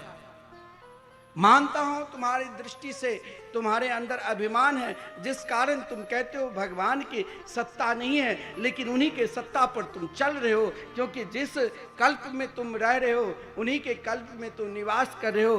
श्वेत वाड़ा कल्प, और वही वाड़ा भगवान ने इस पृथ्वी की स्थापना की। प्रहलाद जी ने अपने पिता से केवल यही कहा, हित्वात्म पातम गृहमंद कूपम बनम गतो यद धरिमाश्रेता। एक काम करो, आप जहां जा रहे हो ना, वहां केवल पतन के मार्ग ही है। आप तो अंधकार रूपी कुआं में गिर रहे हो। मैं तो केवल यही कहना चाहता हूं कि मैं जो 9 प्रकरण पढ़ा हूं उसमें से एक को भी आपने भी पढ़ लिया तो इसी समय आप बनम गतो यद धरी माश्रेता, आपने अभी तक अपनी सत्ता को पूर्ण रूप से चला लिया है। अब इस सत्ता को त्याग कर एकमात्र भगवान के मंगलमय भजन में लग जाओ। और उन 9 प्रकरण को, एक प्रकरण को कहा अपने जीवन में उतार लो। मैंने तो अपने जीवन में 9 प्रकरण लिया था। क्या? श्रवणम कीर्तनम विष्णु स्मरणम पादसेवनम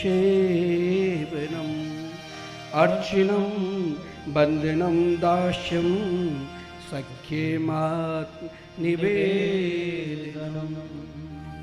प्रहलाद जी ने कहा कि मैंने अपने जीवन में 9 प्रकरण यानी नवधा भक्ति को अपनाया।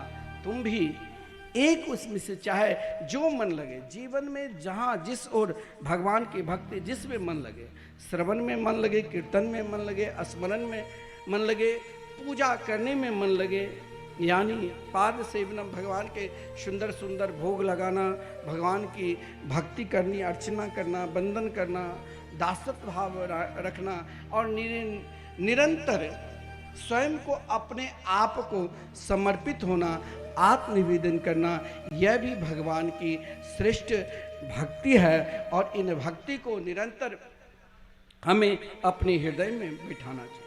हो सकता है हिरण्यकश्यपु को सही बात सुनने में बहुत दुख हुआ, जिस कारण प्रहलाद को नाना प्रकार के कष्ट दिए। ऐसा कोई कष्ट नहीं है जो हिरण्यकश्यपु शायद नहीं दिए होंगे। काल कुठली में भी बंद किया तो वहाँ स्वयं भगवान प्रकाश और रूपी में दर्शन दिया। हाथी के नीचे कुचलवाने की कोशिश की, पहाड़ से गिराने की कोशिश की, यहाँ तक कि अग्नि में तक जलाने की कोशिश की, लेकिन उनकी बहन होलिका स्वयं जल गई। लेकिन वही प्रहलाद स्वयं अपने आप को कभी भयभीत नहीं हुए और लोगों को भय मुक्त करने के लिए कहा कि जिनकी सत्ता में तुम रह रहे हो, इनकी सत्ता को त्यागो, क्योंकि ये दुर्लभम मानुषम देहम, ये मनुष्य शरीर जो है अत्यंत दुर्लभ है। इन शरीर से ही आप देवता बन सकते हो।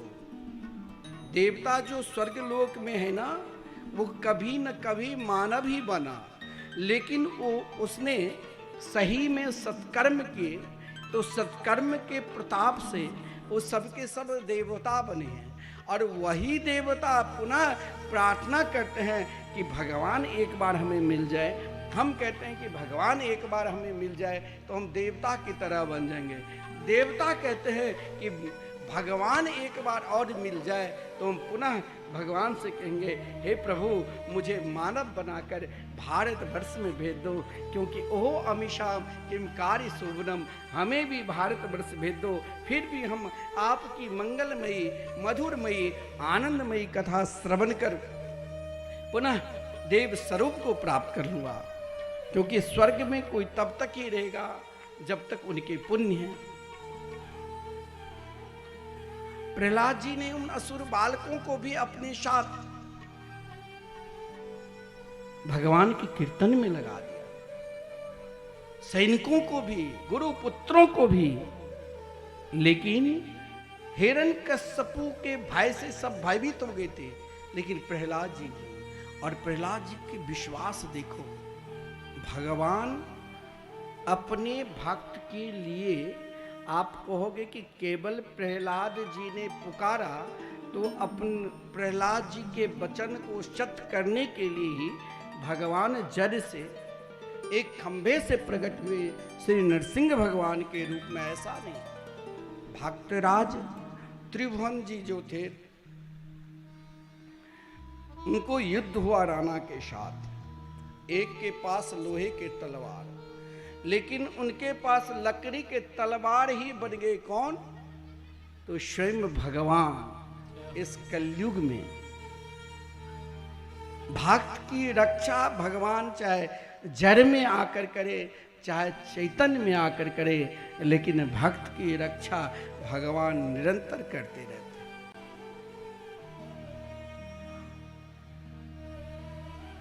भक्त के वचन सत्य करने के लिए जो हिरण्यकश्यपु ने कहा, कहाँ है तेरा भगवान? बोले सर्वत्र। बोले सर्वत्र तो मया कथम न दृश्यते, बोले ये देखना तो मेरे तरह जब आप पुकारोगे तभी देख पाओगे। फिर भी भगवान कितने दयालु है, कितनी कृपालु है। भक्त के वचन सत्य करने के लिए उस खम्भे से प्रकट हुए और नृसिंह भगवान के रूप में, जहां प्रहलाद सब भयभीत हो गए थे। कहा गया कि हिरण्यकश्यपु भी एक क्षण के लिए भयभीत हुआ, युद्ध क्या।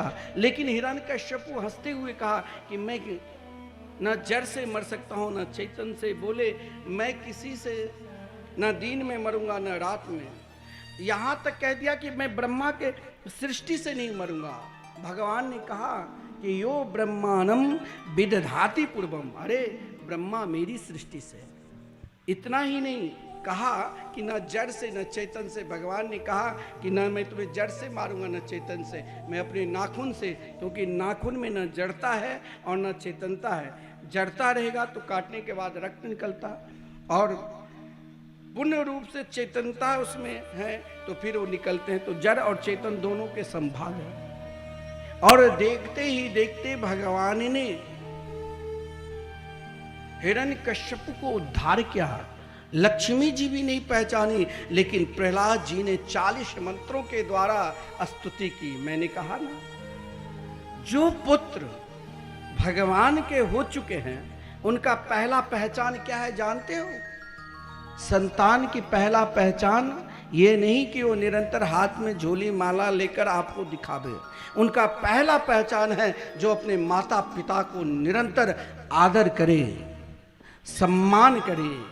देखिए, 40 मंत्रों के द्वारा भगवान की स्तुति की। भगवान ने कहा, प्रहलाद मुझसे कुछ मांग लो। बोले, मुझे तो कुछ नहीं चाहिए, लेकिन मेरे पिता निरंतर आपके मंगलमय रूप और माधुरी की निंदा की है, क्या इनका कल्याण नहीं होगा?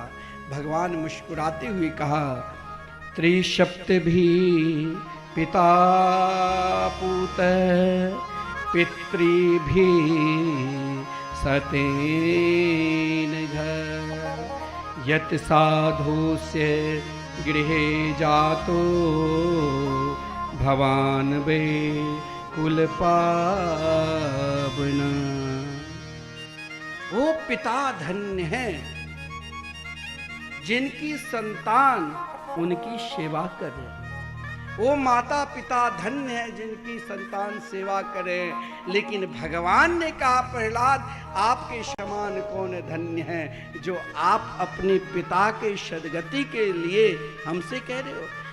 घर में मैंने कहा ना, एक व्यक्ति यदि भगवान के हो चुके हैं ना, तो 21 पीढ़ियों को भगवान के बना देते हैं। 21 पीढ़ी को सदगति प्राप्त करा देते हैं। सदगति मिलने के बाद भी आप कहेंगे फिर भी पूर्व जन्म में स्वप्ना में हमें क्यों दिखाई देती है? तो उसका प्रारब्ध जो वासना जो है ना, वो वासना तटत रहता है। जैसे मैंने आपने उस कुआं के पानी के दृष्टांत दिया था। प्रहलाद जी ने सुंदर स्तुति की। आज कथा भी काफी है, हमें आज श्री कृष्ण जन्मोत्सव तक पहुंचना है, लेकिन प्रसंग में एक भी छोड़ूंगा नहीं। मेरा नियम है, भागवत के कोई भी प्रसंग सब पूजनीय है। प्रणाम भी करो तो उस प्रसंग को चर्चा करने के बाद भी। प्रहलाद जी ने निरंतर भगवान के भजन किए। एक भजन का हम सब भी आनंद ले ले। और फिर क्योंकि भगवान से जो संबंध बनाते हैं, प्रहलाद जी ने भगवान से संबंध बनाया, तो संपूर्ण आसुरी वृत्ति में रहने वाले उन असुर लोक का भी कल्याण हो गया। तो आइए हम भी भाव के साथ पुकारे, काली तुम भाव के साथ हम भी पुकारे और फिर आगे कथा में चलेंगे। काली कमली वाला मेरा यार है। सभी मेरे साथ बड़े प्रेम से ताली सेवा करते हुए गाएंगे। काली कमली वाला। सौराठ गांव के मुखिया जी श्री कामनी देवी को भागवत पीठ से श्री हमारे जो मुख्य जजमान है मिश्रा जी सम्मान करेंगे। जो वर्तमान में मुखिया है श्री कामनी देवी जी। आइए और भजन का आनंद लीजिए। काली कमली वाला मेरा यार है। काली कमली वाला मेरा यार है। मेरे मन का मोहन तू दिलदार है। काली कमली वाला मेरा यार है। मेरे मन का मोहन तू दिलदार है। बोलिए मयूर भगवान की जय हो। वो मेरा यार है, मेरा दिलदार है। वो मेरा यार है, मेरा दिलदार है। ओए ओए ओए काली कमली वाला मेरा यार है। मेरे मन का मोहन तू दिलदार है। काली कमली वाला मेरा यार है। मेरे मन का मोहन तू दिलदार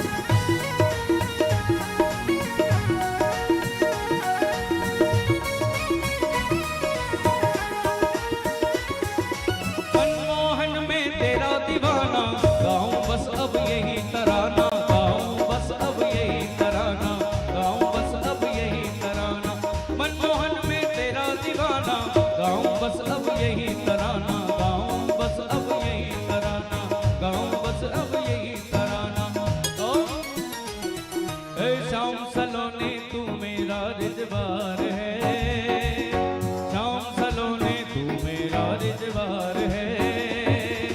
मेरे मन का मोहन तू दिलदार है, काली कमली वाला मेरा यार है। मेरे मन का मोहन तू दिलदार है।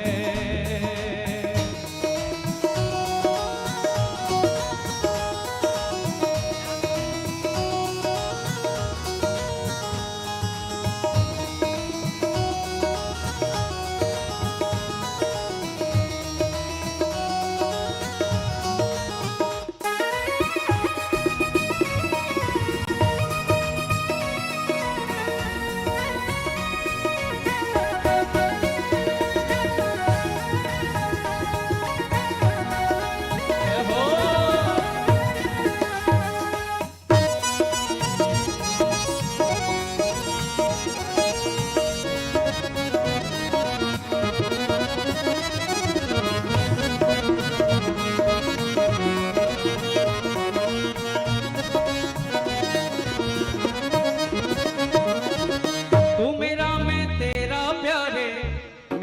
मिथिला के भजन सम्राट श्री कुंज बिहारी जी भागवत पीठ से मैं उसे स्वागत कर रहा हूँ। तू मेरा मैं तेरा प्यारे, ये जीवन अब तेरे सहारे, जीवन अब तेरे सहारे, ये जीवन अब तेरे सहारे। तू मेरा मैं तेरा प्यारे, ये जीवन अब तेरे सहारे, ये जीवन अब तेरे सहारे, ये जीवन अब तेरे सहारे। तेरे हाथ इस जीवन की पतवार है, तेरे हाथ इस जीवन की पतवार है। मेरे मन का मोहन तू दिलदार है, काली कमली वाला मेरा यार है। मेरे मन का मोहन तू दिलदार है, तू मेरा यार है, मेरा दिलदार है। तू मेरा यार है, मेरा दिलदार है। ओए ओए ओए काली कमली वाला मेरा यार है। मेरे मन का मोहन तू दिलदार है, काली कमली वाला मेरा यार है। मेरे मन का मोहन तू दिलदार है, ओ मेरे मन का मोहन तू दिलदार है। मेरे मन का मोहन तू दिलदार है। जय जय श्री श्री राधे। एक बात ध्यान देने योग्य है। क्या? तो ध्यान देने योग्य ये है कि हमें कभी यह नहीं सोचना है कि भगवान की कृपा क्या मेरे ऊपर कभी होंगे कि नहीं। अरे जब भगवान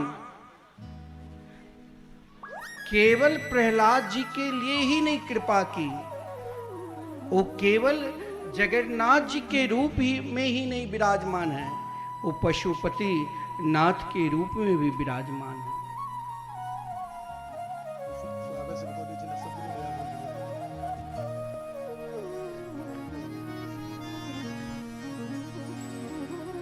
गजेंद्र चरित्र भी अपनी आप में परिपूर्ण है। जिन गजेंद्र ने सर्वप्रथम जब तक उनके अंदर अपने बल का अभिमान था, ढेर सारी पत्नी, ढेर सारे संतान का वर्णन है। जल क्रीड़ा के लिए जब सरोवर में गए, उन गजेंद्र के लगा कि अब मेरा बल कुछ है ही नहीं, सभी को उनके बल से जीना है जिनके बल से हम सब जीते हैं। बरसों उन सरोवर में युद्ध क्या, लेकिन उनकी शक्ति धीरे धीरे धीरे नष्ट होने लगी। बच्चे भी छोड़ दिया, पत्नी भी छोड़ दी। संपूर्ण देवता ने भी अपने अपने विमान पर गजेंद्र की केवल भूमिका को देख रहे हैं, क्योंकि गजेंद्र ने बहुत चालाकी के साथ भगवान का स्मरण किए थे। और जब भगवान के स्मरण किए थे, देखिए गजेंद्र मोक्ष भी अपने आप में परिपूर्ण है। इसीलिए मैं कहा, क्योंकि गजेंद्र मोक्ष के नित्य पाठ करने से, नित्य अनुष्ठान करने से अगर भजन में मन नहीं लगता है, भक्ति में मन नहीं लगती है, भगवान के प्रति निष्ठा नहीं बन रही है, इच्छा है, तो गजेंद्र मोक्ष की स्तुति करो। गजेंद्र ने भगवान से जो प्रार्थना की और भगवान से कहा, ओम नमो भगवते तस्मै यत एत चिदात्मकं पुरुषाय दिविजाय परेशाय धीमहि। गजेंद्र की यहाँ चलाकी, गजेंद्र ने जब भगवान की स्तुति की तो उन स्तुति में नाम नहीं लिया। मानता हूं ब्रह्मा जी भी ब्रह्मलोक से पुकारे मेरे पास आओ, संपूर्ण देवता भी अपने अपने लोक से पुकार रहे हैं, लेकिन जब गजेंद्र ने स्तुति की तो कोई इसीलिए नहीं आए, क्योंकि जब किसी का जब नाम नहीं ले रहे हैं तो मानो ये एक बात परमात्मा के मंगल में नाम ले रहे हैं, क्योंकि वो अवतार भी लेते हैं और उनका नाम अजन्मा भी है। वो क्षेत्र भी है और क्षेत्रज्ञ भी है। क्षेत्र कहते हैं शरीर को, क्षेत्रज्ञ कहते हैं आत्मा को, और आत्मा में सभी के जीव मात्र के, प्राणी मात्र के हृदय में आत्मा के रूप में वो परमात्मा विराजमान। उनकी शक्ति से सूर्य और चंद्र भी समय पर प्रकाशित करते हैं और उनकी शक्ति से समुद्र अपनी मर्यादा में रहते हैं। गजेंद्र की पुकार देखिए, एक दो दिन नहीं चला, वर्षों युद्ध चला, परंतु भगवान कब रक्षा किए? जब गजेंद्र के मात्र जो भर सूर बचा, जो भर सूर बचा, और उन जो भर सूर में गजेंद्र ने सोचा कि अब लगता है कि भगवान नहीं है। कभी कभी यह हर व्यक्ति के अंदर लगता है, जब उनके जीवन में थोड़ा सा कष्ट हो जाए, दुख हो जाए, तो कहेगा कि अरे भगवान नहीं है, ये सब वैसे ढकोसलाबाद है। ऐसा कभी सोचना नहीं चाहिए, भगवान है। गजेंद्र की भी रक्षा के लिए भगवान तैयार थे। आज तक भगवान इतनी व्याकुलता के साथ, उत्सुकता के साथ आज तक भगवान किसी भक्त के रक्षा करने के लिए भी नहीं गए होंगे।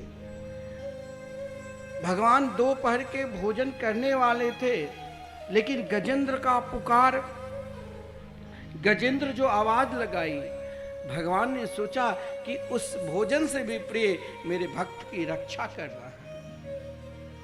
हाथ पकड़ कमला के कहाँ जात यदुनाथ, हाथ सुनी कमला थी सुनी गजराज। इस वेग के साथ भगवान ने हरि का अवतार लिया था, लेकिन गजेंद्र की रक्षा क्यों नहीं की? इसका कारण यही है कि गजेंद्र ने स्वयं अपने अंदर आज भी अभिमान था, और भगवान की प्रतिज्ञा है, भगवान तभी रक्षा करते हैं जब अपनी शक्ति को बिल्कुल शून्य बना के, सगे संबंधी की शक्ति को शून्य बनाकर और एकमात्र पूर्ण रूप से प्रबल उनकी शक्ति पर विश्वास करो। मान लिया मैंने, पूर्ण रूप से उनकी शक्ति पर विश्वास करना है, फिर भी तो रक्षा करना चाहिए। गजेंद्र के पास तो सब कुछ बचा भी नहीं था, ना बल का अभिमान था और ना ही प्रभाव का अभिमान था, जो कल तक जिनके गुणगान उन त्रिकुट पर्वत पर रहने वाले संपूर्ण प्राणी जीव मात करते थे, आज सब छोड़कर चले गए। आज गजेंद्र के पास कुछ शक्ति नहीं। गजेंद्र ने सोचा कि लगता है कि भगवान सही में नहीं है। एक भाव ये जगा, फिर दूसरे भाव गजेंद्र ने सोचा कि नहीं नहीं, भगवान तो जरूर है।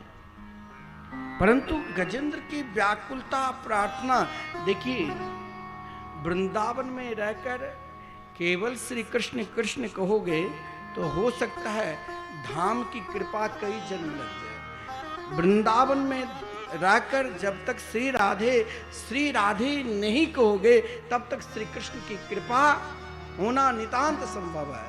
इसीलिए आप कभी वृंदावन जाओगे ना तो आप वृक्ष में भी, ताकि आपके नजर पड़े हर जगह श्री राधे श्री राधे श्री राधे, यानी राधा रानी की कृपा के बिना श्री कृष्ण की कृपा नितांत संभव है। तो यहाँ लक्ष्मी जी ने कृपा की, कहा गजेंद्र तेरे अंदर अभिमान है। बोले माता मेरे अंदर तो कोई अभिमान नहीं है। बोले अभिमान है बेटा, तुम पहले अपने अभिमान को दो, मेरे प्रभु तुरंत दर्शन देंगे। वो तो तैयार है, देखो सामने। गजेंद्र का श्वास, अंतिम श्वास निकल रहा। गजेंद्र के श्वास अब लगता है उस सरोवर में डूबने वाले हैं और उस ग्राह के मुख में जाने वाले हैं। उस सरोवर में लक्ष्मी जी ने एक कमल के पुष्प गजेंद्र को दे दिया, कहा बेटा पहले अब सब कुछ समर्पित कर दो। गजेंद्र ने सोचा मेरे पास क्या है। लक्ष्मी ने कहा तेरे पास है, आज इस पुष्प को तुम पुष्प मत मानना, आज अपना सर्वस्व, यानी जब तक ये देहाभिमान रहेगा तब तक मेरे प्रभु कैसे दर्शन देंगे। हे बेटा तू पहले अपने देहाभिमान को त्यागो, और देखो मेरे प्रभु तुरंत दौड़े चले आते हैं, भागे चले आएंगे। केवल इस अभिमान को त्यागो। गजेंद्र ने जो ही अपने अभिमान को त्याग कर भगवान की स्तुति की और कहा स्वंत सरस्वरूबलेन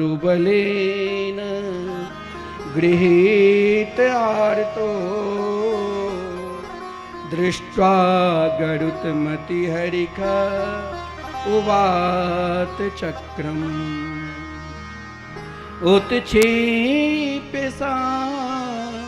भुजकरम गिरिमा कृच्छान नारायणा खिल गुरो भगवन नमस्ते।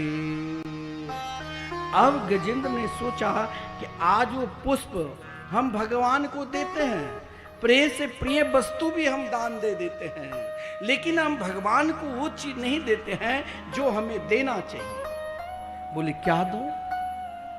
बोले हम अपना देहाभिमान को कभी देते ही नहीं कि मेरे अंदर देहाभिमान है। गजेंद्र ने कहा प्रभु मुझे पता नहीं, अब मैं अंतःकरण से कह रहा हूँ, हे जगत गुरु मेरे पास कुछ नहीं है, जो कुछ है ये सर्वस्व पुष्प ही है।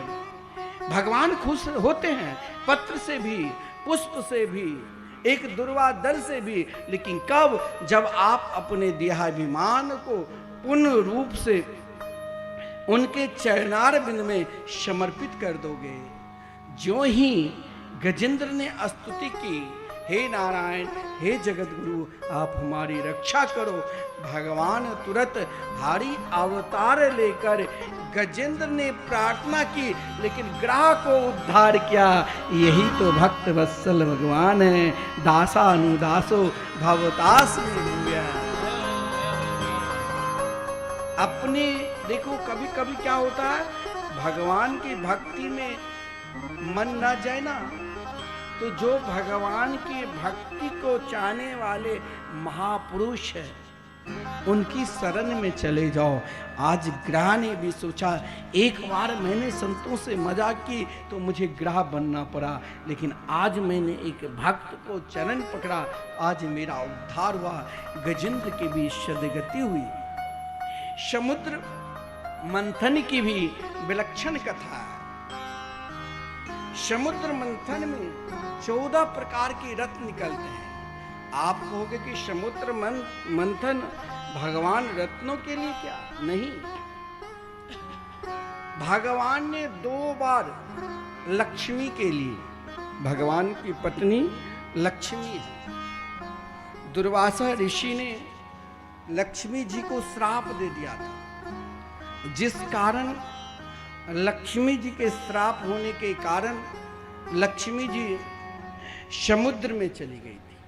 और भगवान ने सोचा कि देवता असुर दोनों की समझौता कराओ।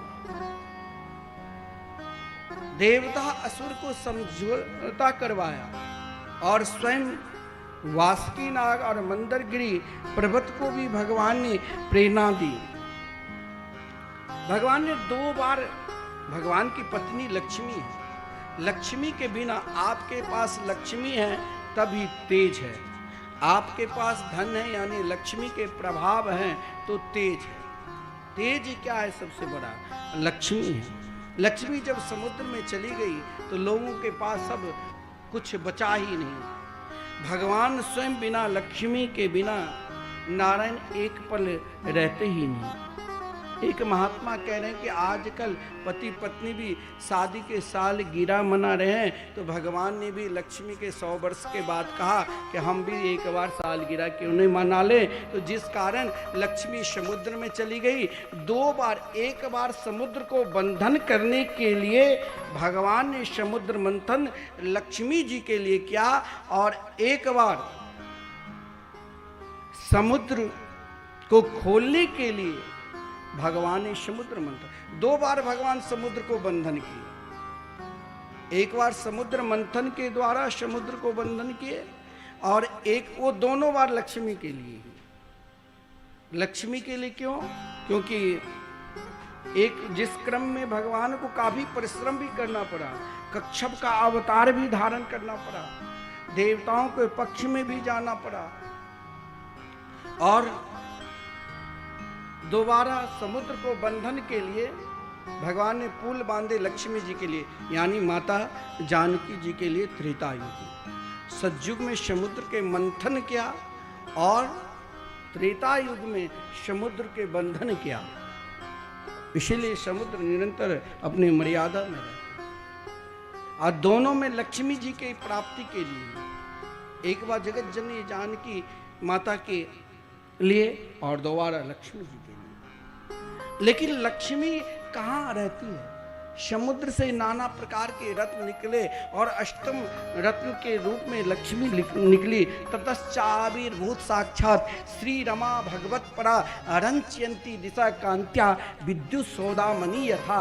लेकिन लक्ष्मी को रखना है तो कुछ हमें गुण भी रखना पड़ेगा।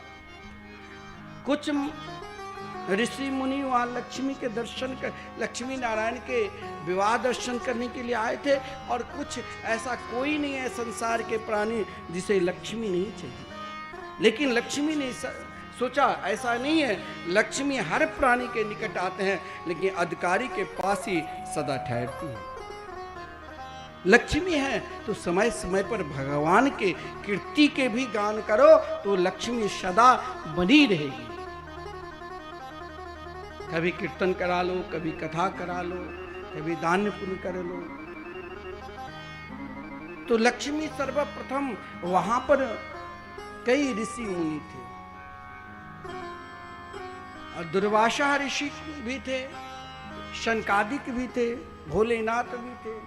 दुर्वासा ऋषि को देखकर लक्ष्मी जी ने कही कि इसके अंदर तो प्रभाव बहुत है, तपस्वी है, लेकिन ये क्रोधी भी उससे अधिक है। क्रोधी के पास भी लक्ष्मी नहीं रहना चाहती। अत्यधिक क्रोध दिखावे तो वहां लक्ष्मी नहीं रहती है। शनकादिक भी यहाँ लक्ष्मी नारायण को दर्शन करने के लिए आए लेकिन लक्ष्मी वहां से भी गुजर गई। शनकादिक को देखकर लक्ष्मी जी ने कहा कि इनके अंदर तो इनकी गुण को क्या बखान करे, लेकिन ये नेत्र बंद करके निरंतर हरिशरणम करते रहे। लक्ष्मी की रक्षा के लिए दृष्टि नजर भी रखना चाहिए। नजर सही है, ये नहीं कोई लूट रहा है तो लूटने दो, वहां भी ध्यान देना पड़ेगा। सनकादिक के पास लक्ष्मी जी इसीलिए नहीं रही क्योंकि ये तो कभी हमारे प्रभाव ही नहीं करेंगे। लक्ष्मी के देखने के लिए भोलेनाथ भी थे। भोलेनाथ को देखकर लक्ष्मी जी ने कही प्रभु आप क्यों? लेकिन भोलेनाथ को देखकर लक्ष्मी जी ने कही मुझे यहाँ नहीं रहना है, यहाँ पार्वती ही सही है। बोले क्यों? बोले आपके वेशभूषा सही नहीं। आप अगर व्यापार करते हो, कहीं ऑफिस जाते हो तो वेशभूषा बनाकर। तो लक्ष्मी जी ने कहा लक्ष्मी जी भोलेनाथ के निकट इसीलिए नहीं रहे क्योंकि वेशभूषा देकर आगे बढ़ गए। ऐसा नहीं है देवराज इंद्र के प्रभाव नहीं था, देवराज इंद्र भी बहुत प्रभावशाली थे और एक प्रभावशाली सिंहासन पर बैठे थे। बोले आपके अंदर सब गुण हैं लेकिन आप बहुत डरपोक भी है। डरपोक व्यक्ति के पास भी लक्ष्मी नहीं रहती है। धन है तो धन को संभाल कर रखो, हर हमेशा डरे रहने की भी जरूरत नहीं। इंद्र बार बार छोटी सी बात लेकर भगवान नारायण के पास पहुंच जाते थे। ये डरपोक है, इसीलिए इंद्र के पास भी लक्ष्मी है। असुर सम्राट राजा बलि प्रभावशाली थे, सब गुण थे, लेकिन का वृत्ति आपके आसुरी वृत्ति है, वहां भी लक्ष्मी है। अगर हम केवल अपने जीवन को आसुरी वृत्ति में लगाते हैं तो लक्ष्मी वहां भी नहीं रहती है। लक्ष्मी कहाँ रहेगी? जहाँ नारायण है, जो समदर्शी है। नारायण किसी की ओर नहीं, समुद्र की लहर की ओर देख रहे थे सुंदरता। लक्ष्मी जी गई और नारायण को वरण कर लिया। बोले लक्ष्मी नारायण भगवान की जय। भगवान ने मोहिनी अवतार भी धारण किए और देवासुर संग्राम भी हुए। देवता ने अमृत प्राप्त किया लेकिन असुर को अमृत नहीं मिले। लेकिन कारण यही हुआ, देवता उन अमृत प्राप्त करने के बाद भी उस परम पद को नहीं प्राप्त किया और असुर सम्राट राजा बलि ने अमृत प्राप्त नहीं किया, लेकिन उससे भी श्रेष्ठ अमृत प्राप्त कर लिया। कौन सा? तो सदगुरु के शरण में गए। सदगुरु शुक्राचार्य जी ने यज्ञ कराया। विश्वजीत नाम के यज्ञ, सर्वजीत नाम के रथ निकला। 100 यश अश्वमेध यज्ञ करने का संकल्प दिलाया। बोले पुत्र जैसे कहूं वैसे करना, नाम संकीर्तन करो, गौ सेवा करो, संतों की सेवा करो। देखिए आज एक सज्जन ने भागवत मंदिर के लिए सेवा किया। आप ये मत सोचना कि एक श्लोक का भी श्री धाम वृंदावन में कीमत है। कभी आप अंत समय में भी जो श्री धाम वृंदावन में श्रीमद् भागवत महापुराण के मंदिर विश्व में प्रथम बार बन रहे हैं। बांगमयी प्रतिमूर्ति हम बोलते हैं, शब्दमयी मूर्ति बोलते हैं। उस शब्द भगवान के 18,000 भागवत की एक एक श्लोक आप श्री धाम वृंदावन में दर्शन करेंगे। जब भी कभी आप वृंदावन जाएंगे और परिक्रमा लगाएंगे तो सामने श्री राधा मोहन मंदिर विराजमान है। ठीक परिक्रमा मार्ग के बिल्कुल सामने ही जैसे ही परिक्रमा करोगे भागवत मंदिर के दर्शन मिलेंगे। निर्माणाधीन भागवत मंदिर जो श्री धाम वृंदावन में बनने जा रहे हैं। कई भक्त ऐसा भी है जो कई भक्त अपने पूर्वजों की नाम भी वहां लिखाने के लिए नाम किए हैं। कई लोग भागवत मंदिर से जुड़ रहे हैं। हमारे पूज्य गुरुदेव है, वो तो परम त्यागी है। आज तक महाराज अपने लिए कुछ नहीं किया। एक महात्मा वृंदावन में अटला चुनी पर वो वृद्ध थे। उसने महाराज जी के पास आकर कहा कि हमारी इच्छा है भागवत मंदिर बनाओ। ना मेरे पास जगह है, ना इतने बड़े आश्रम है। आपके मिथिला कुंज के एक प्रभाव है, यहाँ एक से एक कथाकार आते हैं, भागवत कथा करके विश्वविख्यात बने हैं। ये मिथिला कुंज में भगवान नाम संकीर्तन की प्रभाव है। जहाँ कुछ नहीं था आज इतने बड़े मंदिर धर्मशाला सब कुछ बना हुआ है। यहाँ पर एक वृंदावन धाम में अगर मैं किसी कथावाचक के पास जाऊँ कहने के लिए तो कहता है कि भागवत मंदिर बनाकर क्या होगा। लेकिन आप महात्मा हैं, वो भी त्यागी महात्मा, जो आज तक जिसने जहाँ पर रहते हैं एक पंखा भी नहीं चलाते, जो महाराज स्वयं इतने त्यागी है जो किसी से सेवा नहीं लेते हैं। 100 वर्ष की अवस्था होने वाले हैं फिर भी किसी से सेवा नहीं लेते। निरंतर नाम स्मरण के सिवा उनके प्राय जितने भी शिष्य होंगे ऐसा कोई शिष्य नहीं होंगे जो नाम नहीं लेते होंगे। और किसी पर वो विश्वास करे और ना करे लेकिन भगवान नाम पर जरूर विश्वास करे।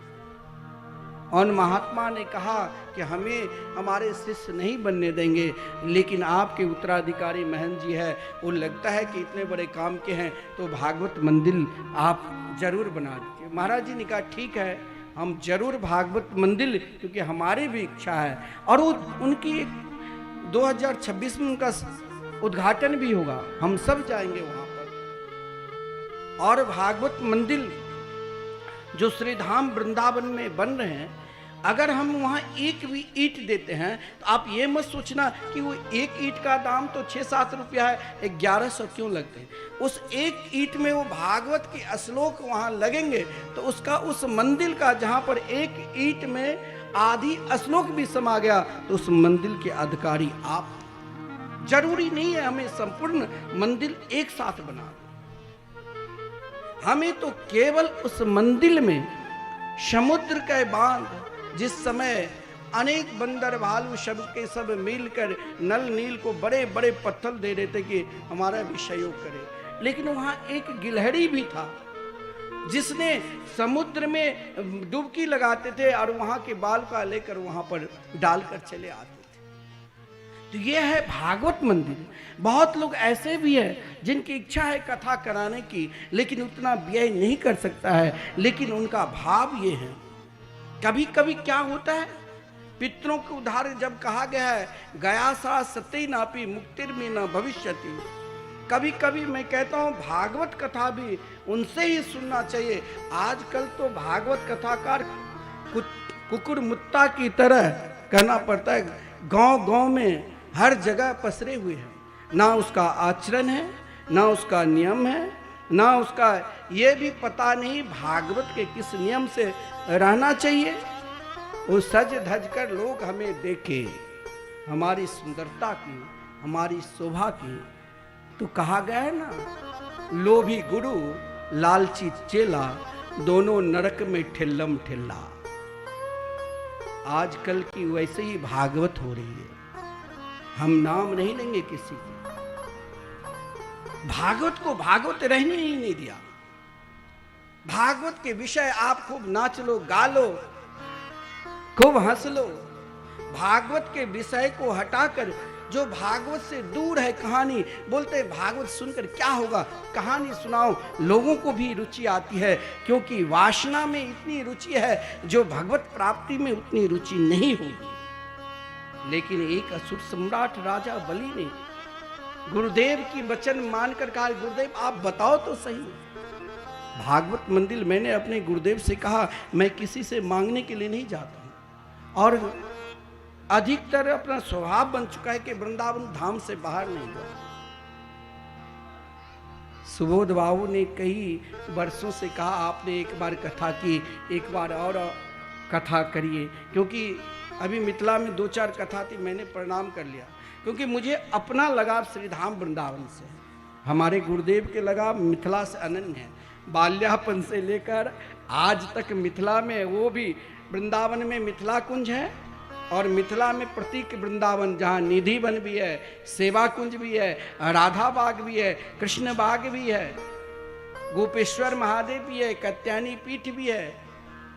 हजारों लोग दर्शन करने के लिए आते हैं। और 11 जुलाई के तो गुरु पूजा है, उस दिन तो कम से कम 10,000 की भीड़ होती है। उससे भी अधिक मैंने कहा, जो हमारे पेड़कर है, भीड़ के अंत ही नहीं रही। और सबके लिए अन्न क्षेत्र चलता है, क्योंकि अन्नदान महादान है। वहाँ पर अन्न क्षेत्र चलते रहते हैं, जो भी आए भोजन करें, गुरु जी के पूजा करें। संकीर्तन तो अभी प्रारंभ भी हो चुके हैं। तो शुक्राचार्य जी ने राजा बलि को कहा, देवराज इंद्र यदि अमृत पान कर लिया है तो तुम्हें मैं उससे भी श्रेष्ठ पद प्रदान कर दूंगा, लेकिन तुम गौ सेवा करो, संकीर्तन सेवा करो और अन्नदान। इन तीनों करने का अभिप्राय क्या हुआ? इंद्र से भी श्रेष्ठ पद त्रिलोकी के राजा बन गए। वो तो महाराज कश्यप जी की पत्नी अदिति ने प्रयोग व्रत किया। भगवान तो बहुत दयालु है, कृपालु है। भगवान से प्रार्थना की, भगवान से कहा कि आप मेरे यहाँ पुत्र के रूप में आइए, ताकि मेरे पुत्र की जो संपत्ति नष्ट हो चुकी है, धन नष्ट हो चुका है और दोबारा लौट कर आए। भगवान ने भी कहा जिसने अपने गुरु को प्रसन्न कर लिया उसे मैं भगवान होकर भी परास्त नहीं कर सकता हूं, लेकिन मांग जरूर सकता हूं। भादो मास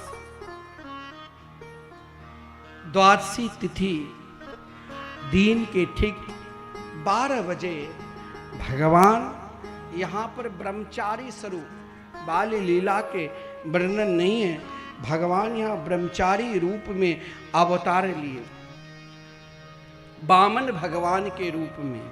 इसीलिए सीधे यज्ञोपवीत संस्कार का ही वर्णन है कि माता अदिति ने कोपिन पहनाई, बृहस्पति जी ने यज्ञोपवीत धारण कराया, स्वयं भगवान भास्कर सूर्य ने गायत्री मंत्र प्रदान की। देखिए गायत्री मंत्र में वो शक्ति है, शब्दमयी शक्ति अन्य किसी मंत्र में नहीं है। शब्द पर विजय प्राप्त करना है तो गायत्री मंत्र की उपासना करो। गायत्री मंत्र अपने आप अग्नि की ज्वाला है, लक्ष्मण रेखा की तरह है। गायत्री मंत्र की प्रभाव अलग है, क्योंकि भुवन भास्कर सूर्य स्वयं भगवान वामन को गायत्री मंत्र प्रदान किए, क्योंकि गायत्री मंत्र के साक्षी भुवन भास्कर सूर्य ही है। ब्रह्मा जी ने कमंडलू दिया, सप्त ऋषि ने आसन दिया, कुबेर ने छत्री दी, सरस्वती ने जप माला दिया और अन्नपूर्णा ने भिक्षा पात्र दी, और बिल्कुल वामन के स्वरूप में एक नन्हे से छोटे से बालक के रूप में, बटु ब्रह्मचारी के बालक के रूप में जब गुरुदेव को भिक्षा दिया माता से लेकर, तो गुरुदेव ने कहा ये बहुत कम है, मुझे अधिक चाहिए। सब कुछ जानते हुए भी भगवान ने कहा कि कहाँ मिलेंगे? बोले नर्मदा नदी के पूर्वी तट पर महाराज बलि सुंदर अश्वेध यज्ञ कर रहे हैं, उनके निकट जो भी जिस प्रकार की याचना करते हैं प्रायः सभी को देते हैं। भगवान वामन वही जब चले, नर्मदा नदी से पूर्व ही एक छोटी सी नदी की धारा बह रही थी। एक ब्राह्मण देव भी जा रहे थे भिक्षाटन करने के लिए, लेकिन उन नन्हे से छोटे से ब्रह्मचारी को देखकर, जिससे देखकर नमन करने की इच्छा हो, इसे प्रणाम करूं, तो मान लेना कि इसके अंदर जरूर कोई भगवत प्राप्ति महापुरुष ही। वामन भगवान के सुंदर रूप माधुरी को देखकर सब बड़े आनंद के साथ नमन करते थे। उन ब्राह्मण देव ने कहा कि आज तो लगता है मुझे कुछ मिलेगा ही नहीं, लेकिन ये छोटे से नन्हे से ये कैसे पल्ली पार जाएंगे? भगवान वामन ने कहा तो मुझे जरा पल्ली पार कर दो, जो चाहिए मैं सर्वस्व दे दूंगा।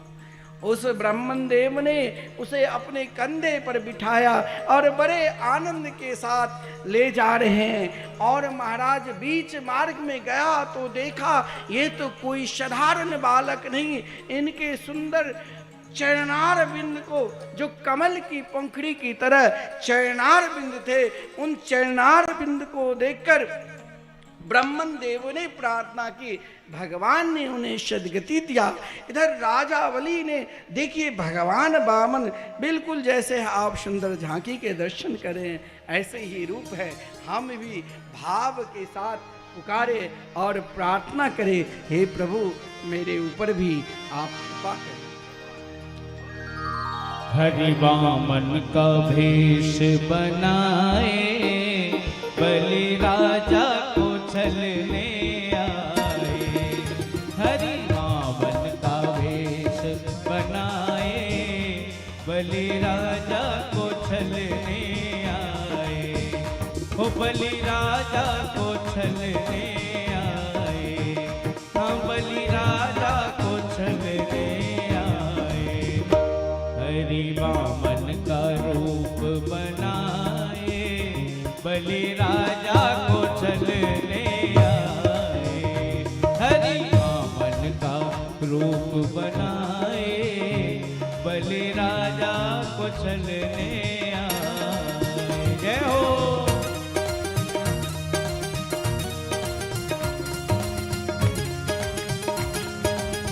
सेवा करें सभी। बोल वामन भगवान की।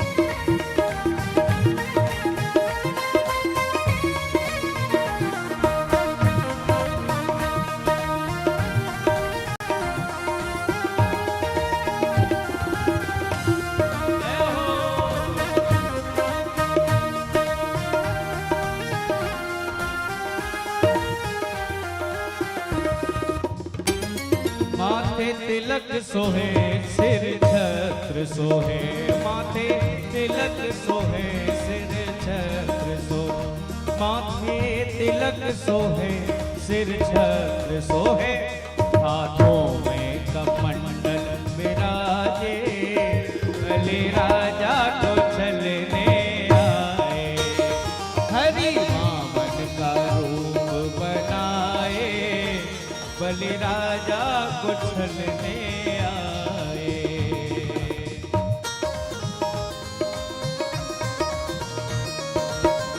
जय हो।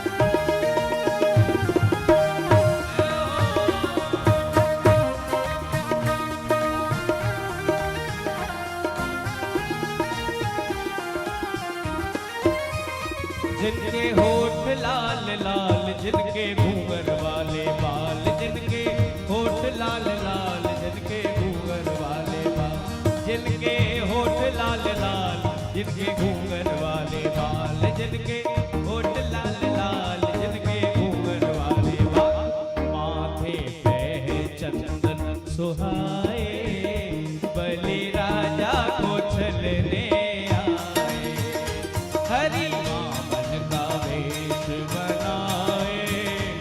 बलि राजा को छलने आए।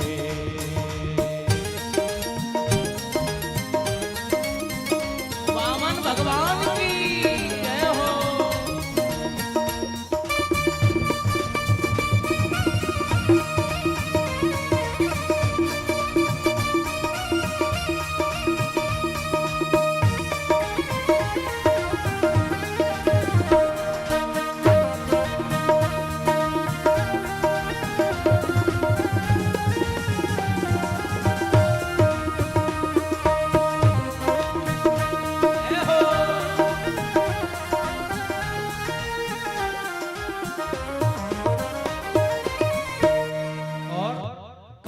झोली टंगी हाथ माला लगी, कांधे झोली टंगी हाथ माला, ओ कांधे झोली टंगी हाथ माला लगी, कांधे झोली टंगी हाथ माला, कांधे झोली टंगी हाथ माला लगी, कांधे झोली टंगी हाथ माला लगी, चरणों में खड़ा सुहाए, बलि राजा को छलने आए, कांधे पे जनेऊ सुहाए, बलि राजा को छलने आए, हरि वामन का वेश बनाए, बलि राजा को छलने आए।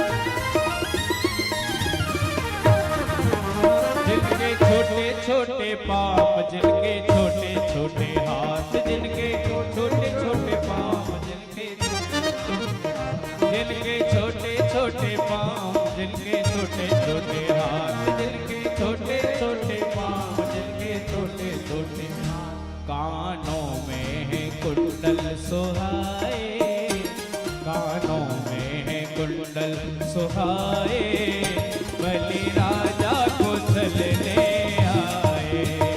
हरि वामन का वेश बनाए, बलि राजा को चलने आए, बलि राजा को चलने आए, बलि राजा को चलने आए।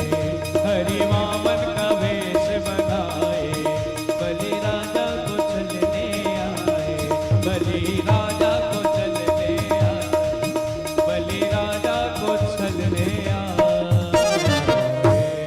बोले वामन भगवान की जय। भगवान वामन के सुंदर रूप माधुरी को देखकर आज राजा बलि भी यज्ञशाला से उठकर दौड़ते हुए उन सुंदर छवि को निहारने आ गए।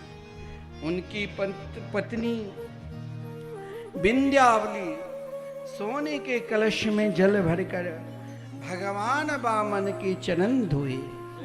राजा बलि ने प्रार्थना की। देखिए, आप कहते हो कि मंदिर में जाकर हमें क्या मिलेगा। बहुत लोग नहीं, आजकल कुछ सुधरे लोग बोलते हैं कि श्री राम मंदिर बन गए तो मंदिर बनाकर क्या होगा। देखिए, हारना जीतना अलग बात है, लेकिन आप जब कभी अयोध्या जाओगे और श्री राम मंदिर के दर्शन करोगे तब फिर याद आएगी कि हजारों वर्ष के बाद पुनः सनातन धर्म के वृक्ष फिर अंकुरित होकर और फलवित हो रहे हैं। उन लोगों को हमें परवाह नहीं है जो कह रहे हैं मंदिर बनाकर क्या होगा। मंदिर में हम भगवान के दर्शन करते हैं, इससे हमें क्या फल मिलता है। अरे, जब डॉक्टर निराश देते हैं कि अब तुम बचने वाले नहीं हो, तब भगवान की शरण में ही जाना पड़ता है। जब डॉक्टर ऑपरेशन करते हैं तो कहते हैं मैं 99% कह सकता हूं, 1% तो वो परमात्मा की हाथ। लेकिन भगवान के दर्शन करने के बाद हमें क्या मिलता है। हे राजा बलि ने कहा, अद्दिना पितरस्तृप्ता अद्दिना पावितं कुलम् अद्य सृष्ट क्रतुरयं यद भवा नागतो गृह। जिस दिन आप संकल्प करते हैं कि हमें भगवान की पूजा करना है, जिस दिन आप संकल्प करते हैं कि हमें मंदिर में जाकर भोलेनाथ के जल चढ़ाना, जिस दिन आप संकल्प मन में लेते हैं कि हमें वृंदावन जाना है, श्री बांके बिहारी जी के दर्शन करना है, हमें अयोध्या जाना है, श्री राम लला के दर्शन करना है, हमें वैद्यनाथ धाम जाना है, हमें बाबा के दर्शन करना है। भगवान के दर्शन जब हम करते हैं, उन दर्शन का पुण्य क्या मिलता है। अद्दिना पितरस्तृप्ता, संपूर्ण पितरों के लिए साल में एक बार पितर पक्ष आते हैं और उन पितर पक्ष में हम अपने पितरों के निमित्त जिमाते हैं, भोजन कराते हैं, कौआ को खिलाते हैं, गौदान करते हैं, नाना प्रकार के सत्कर्म करते हैं और रोज तालाब में जाकर जल समर्पित करते हैं। लेकिन हो सकता है वो जल पितर स्वीकार करे ना करे, लेकिन आप जब भगवान के शरण में जाते हैं ना, उसी दिन समस्त पितरगण आशीर्वाद देते हैं। वाह बेटा, तुमने तो आज जो कार्य मैंने सोचा भी नहीं था वो कार्य आप कर दिए। भगवान की कथा करा रहे हैं, हजारों लोग जुड़ते हैं। अद्दिना पितरस्तृप्ता, उस दिन संपूर्ण पितर लोग धन्य हो जाते हैं। इतना ही नहीं, बहुत लोग कहते हैं घर में बहुत परेशानी चल रही है, ना जाने कोई कुछ तंत्र कर दिया है या कोई बांध दिया है। देखो, ना किसी को बांधने की ताकत है, ना किसी को तंत्र करने की ताकत है। जिस घर में भगवान की तस्वीर भी है और उन तस्वीर पर आप रोज फूल चढ़ाते हैं या अगरबत्ती जलाते हैं, तो ध्यान देना वो बेचैनी आपके स्वभाव में है, लेकिन आपके घर में कोई परेशानी नहीं है। उन घर में, जिस घर में भगवान की मंदिर हो, जिस घर में भगवान की पूजा हो, वो घर तो वृंदावन हो जाए, वो तो भगवान के महल हो गए। क्योंकि हमने भगवान को बैठाया, पहले भगवान और उनके द्वारा तैयार महल में हम भी एक कोना में हैं। इसीलिए कहा अद्यना पावितम कुलम, हमारे कुल परम पवित्र हो चुके हैं। हमारे कुल में कोई दोष कैसे हो सकता है जब हम भगवान के हो चुके हैं, जब हम नारायण के हो चुके हैं। अद्य सृष्टि क्रतुरयम। बहुत लोग कहते हैं कि भगवान की पूजा तो खूब करता हूं, मंदिर भी जाता हूं, लेकिन स्वभाव नहीं बदलता है। इच्छा है कि क्रोध ना करूं, फिर भी क्रोध आ जाता है। इच्छा है कि दूसरे के प्रति ईर्षा भाव ना करूं, फिर भी ईर्षा हो जाती है। इसका कारण फिर भी मंदिर जाना मत छोड़ना, प्रभु के दर्शन करना मत छोड़ना। आज राजा बलि ने भगवान के सुंदर रूप को देखकर कहा अद्य सृष्ट है क्रतुरयम। हे प्रभु, आज हम भी अपने आप को धन्य हो गए, क्योंकि आपके श्री चरणों के दर्शन मात्र से ही हम सब पवित्र हो गए। आज तो मेरे अंदर एक भाव जगता है कि जब आप आ चुके तो आज मैं आपको सर्वस्व दे दूं। यद यद वटो वांछसी तत् प्रतीक्षा में। एक भक्त की आकांक्षा तो भगवान तो सर्वस्व। जब भगवान से कहा तो भगवान ने भी तो 3 ही कदम के संकल्प कराया, और उन 3 कदम के संकल्प जब कराए तो शुक्राचार्य जी ने मना भी किया कि ये भगवान है।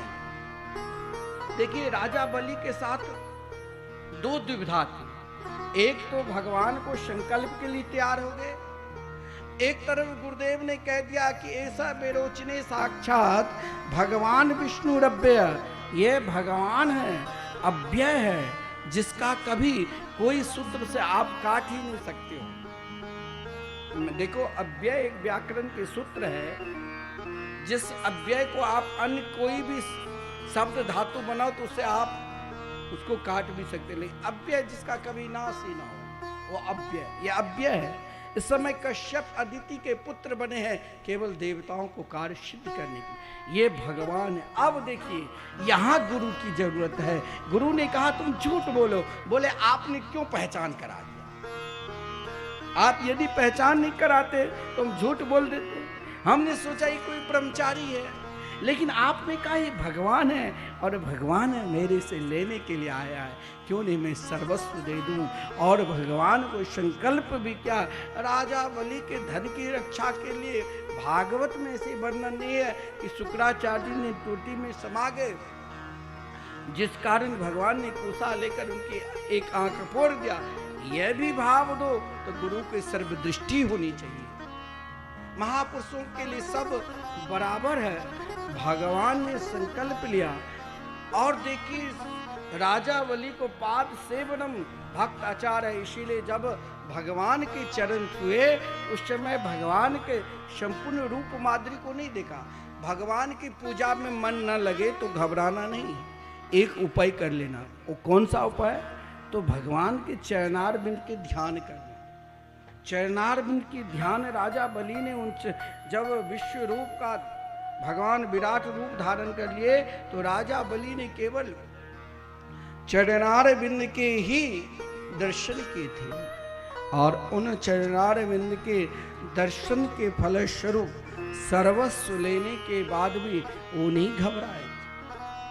भगवान ने भुजाओं से 10 दिशा ले ली। एक चरणार बिंद से तो सीधे पृथ्वी लोक नाप लिया, दूसरे चरणार बिंद से संपूर्ण ब्रह्म लोक तक पहुंच गए। ब्रह्मा जी ने अपने कमंडलों से जल निकालकर भगवान की सेवा की, अर्चना की, और वही कमंडलों के जल हम सभी को गंगा जी के रूप में उपलब्ध है और हम वहाँ अपने आप को पवित्र होने के लिए जाते हैं। इधर राजा बलि से जब भगवान सर्वस्व ले लिया, भगवान अपने भक्त पर जब कृपा, बहुत लोग कहते हैं बहुत धनवान है, भगवान की कृपा है, लेकिन भागवत में तो यहाँ तक कहा गया है कि अगर जब भगवान जिसके ऊपर अति कृपा करते हैं तो क्या करते हैं, सर्वप्रथम धन ही हरण कर लेते हैं। फिर क्या करते हैं, तो फिर समाज में नाना प्रकार की दुर्गति करा देते हैं। फिर क्या करते हैं, तो फिर उसे शरीर में अनेक प्रकार की व्याधि दे देते हैं। फिर भी भजन नहीं छोड़ते तो भगवान कोई कौस्तुभ मणि शोभा के लिए नहीं पहनते हैं, फिर तो उसे अपने बराबर बना देते हैं। तो ये ध्यान देना, अगर हम भगवान के भजन कर रहे हैं उसमें कष्ट मिले तो और भी अत्यधिक भजन करना प्रारंभ कर दो, एक दिन न एक दिन तो फल मिलेगा ही। राजा बलि ने कहा, प्रभु आप तीसरे कदम मेरे मस्तक पर रखिए। जो ही ये भाव दिया, वहाँ पर महाराज प्रहलाद जी भी थी, विंध्यावली भी थी, शव ने स्तुति की, प्रभु आपने कृपा की मेरे पति के ऊपर। सब भगवान ने भी राजा बलि को शुतल लोक विद्या, और स्वयं भगवान भी एक रूप से वहीं रहने लगे। वो तो लक्ष्मी जी गई भय बनाकर, पुनः भगवान को वैकुंठ लोक लाए। लेकिन राजा बलि ने कहा, हे प्रभु मुझे तो उस लोक में भी निरंतर आपके चरणार धून मेरे मस्तक पर पड़ते रहे। इस प्रकार भगवान वामन के सुंदर चरित्र है, और हम भी प्रार्थना करें भगवान से और कहे, मेरे सिर पे। देखिए, जो भगवान के चढ़ाना चाहते हैं ना, अभी बधाई में सब एक एक आना, भगवान के रूप पर चढ़ाना। अभी और कुछ देर इंतजार करिए, ठीक 8 बजे हम लोग बधाई कर भी आना।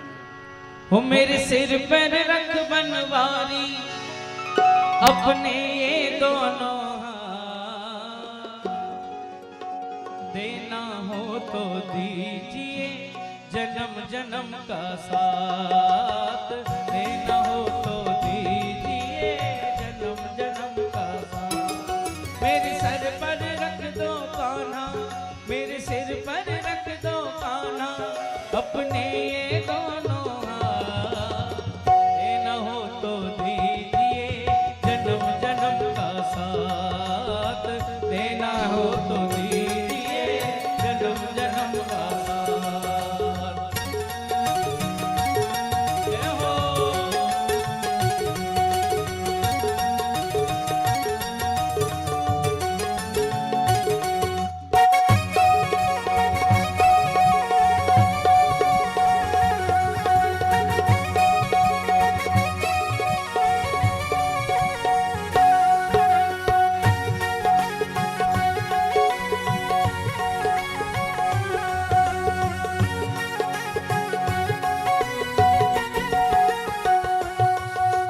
देने वाले श्याम धनी से धन और दौलत क्या मांगू, देने वाले श्याम धनी से धन दौलत क्या मांगू। ओ देने वाले श्याम प्रभु से धन दौलत और क्या मांगे, देने वाले श्याम धनी से धन दौलत क्या मांगे। श्याम प्रभु से मांगे तो फिर नाम और इज्जत क्या मांगे, श्याम प्रभु से मांगे तो फिर नाम और इज्जत क्या।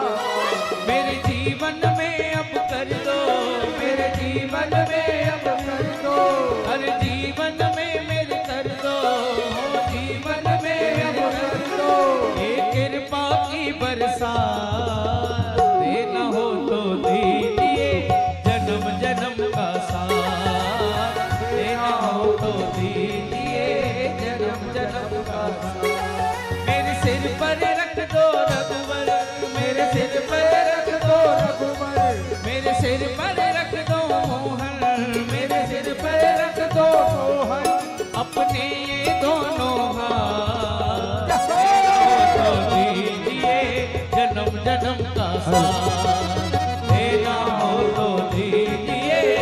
जन्म जन्म का साथ।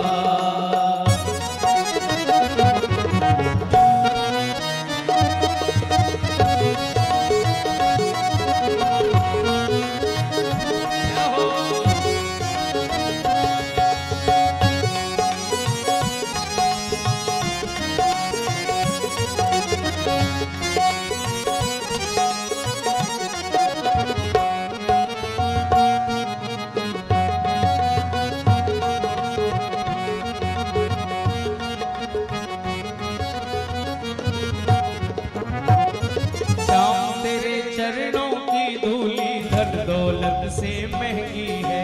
श्याम तेरे चरणों की डोली धन दौलत से महंगी। हाँ, श्याम तेरे चरणों की धूली धन दौलत से महंगी है। श्याम तेरे धन दौलत से महंगी है। एक नजर कृपा की प्यारे नाम इज्जत से महंगी है। एक नजर कृपा की प्यारे नाम इज्जत से महंगी। मेरे दिल की तमन्ना यही है, मेरे दिल की तमन्ना यही है, मेरे दिल की तमन्ना यही है, मेरे दिल की तमन्ना यही है। करूँ सेवा तेरी दिन रात, देना हो तो दीजिए जन्म जन्म का साथ। देना हो तो दीजिए जन्म जन्म का साथ। मेरे सिर पर रख दो कान्हा, मेरे सिर पर रख दो कान्हा, मेरे सिर पर रख दो प्यारे, मेरे सिर पर रख दो प्यारे। अपने ये दोनों हाथ, देना हो तो दीजिए जन्म जन्म का साथ। देना हो तो दीजिए जन्म जन्म का साथ। वो देना हो तो दीजिए जन्म जन्म का साथ। वो देना हो तो दीजिए जन्म जन्म का साथ। ओ जन्म जन्म का साथ, ओ जन्म जन्म का साथ, ओ जन्म जन्म का साथ। जय जय श्री राधे श्याम। आगे सूर्य वंश के अनेकों राजा के वर्णन है, जिसमें एक से एक महापुरुष, एक छाकू से लेकर नृग से लेकर नव से लेकर महाराज अम्बरीश से लेकर महाराज मानधाता से लेकर महाराज दिलीप से लेकर महाराज सगर से लेकर महाराज दिलीप से लेकर महाराज भागीरथ से लेकर जिसने गंगा जी के प्रागट किए, और इसी वंश परंपरा में मर्यादा पुरुषोत्तम भगवान श्री राम ने भी अवतार लिए। श्रीमद् भागवत महापुराण में श्री राम कथा 2 अध्याय में है और एक श्लोक में भी। यहाँ से प्रारंभ है, गुरुवर्ती त्यक्त राज्यम विचरत दनो वनम, यानी भगवान गुरु विश्वामित्र के साथ वन की ओर प्रस्थान करते हैं। आइए हम भी संतों को अनुकरण करते हुए प्रभु श्री राम के चिंतन अपने हृदय रूपी सिंहासन पर प्रति कालात्मक स्वरूप में स्मरण करें। देखिए, भगवान के 4 व्यूह हैं। जब श्री राम के रूप में भगवान अवतार लेते हैं तो श्री राम, श्री लखन, श्री भरत लाल जी और श्री शत्रुघ्न लाल जी। भगवान अवतार लेते हैं अयोध्या में नौमी चैत्र मास, नौमी तिथि, शुक्ल पक्ष, अवजित नक्षत्र से युक्त सुंदर शुभ घड़ी में भगवान चारों व्यू सहित अवतार लेते हैं। लेकिन देखिए, बिना शक्ति के बिना भगवान कुछ है ही नहीं। तो अवध में भगवान अवतार लेते हैं और मिथिला में भगवान की चारों शक्ति विद्यमान है। मिथिला और अवध ये दोनों प्रेम की प्रतीक है। अगर मिथिला और अवध दोनों एक नहीं होते तो प्रभु श्री राम को भला कौन पहचान पाते। क्योंकि मिथिला में एक शक्ति नहीं है। मिथिला भगवान की चतुर्व्यूह शक्ति में चारों शक्ति मिथिला में विराजमान है। इसीलिए मिथिला के घर घर में शक्ति की उपासना होती है। कहा गया है जिस घर में शक्ति की उपासना अगर मिथिला में ना हो तो फिर उस घर में अनेक प्रकार की व्याधि होती है। ऐसा कोई भी घर नहीं है जिस घर में शक्ति की उपासना ना हो। भगवान की भी चार शक्ति है और भगवान की भी चतुर्व्यूह है, जिसमें सर्वप्रथम भगवान के अगर हमें शरण में जाना है तो सर्वप्रथम हमें एक सूक्ष्म कार्य करना है। क्या? तो सर्वप्रथम शत्रुघ्न लाल जी के शरण में जाना होगा। शत्रुघ्न लाल जी की शक्ति क्या है? श्रुत कीर्ति। श्रुत कीर्ति शक्ति यानी श्रवण शक्ति। संसार में हम श्रवण तो करते हैं, लेकिन यहां जो शक्ति की उपासना है उन शक्ति के बदौलत शत्रुघ्न लाल जी के निकट नहीं पहुंच पाएंगे। और जब हम शत्रुघ्न लाल जी के निकट नहीं पहुंच पाएंगे तो फिर हमें वो आनंद श्री राम तत्व कैसे प्राप्त होगा। तो कहा गया है जाके सुमिरन तेरी पुनासा नाम शत्रु घन वेद प्रकाश। मिथिला की शक्ति राम राज्य की शक्ति को आगे बढ़ाने वाले। आज भी सरकार जिस लगन के साथ मिथिला के विकास करना चाहिए उस लगन के साथ नहीं कर रहे। मिथिला निरंतर उदारवाद सीखा है। मिथिला अपनी उदारता में कभी कमी नहीं की है। मिथिला में जो सर्वश्रेष्ठ शक्ति श्रुत कीर्ति थी उसे भी दे दिया किसे? तो शत्रुघ्न लाल जी को। हमारे अंदर देखिए दो प्रकार के शत्रु है। एक बाहरी शत्रु। बाहरी शत्रु को तो हम पहचान जाते हैं, अमुक व्यक्ति ने हमें ये क्या है तो उसे हम दंड दे देते हैं। लेकिन अंदर की जो शत्रु है वो बहुत प्रबल है। अंदर की शत्रु कौन है? तो काम, क्रोध, लोभ, मोह, मत्सर। इन शत्रु को भी हमें समाप्त करना है। कामना भी हो तो भगवान के चरणारविंद में।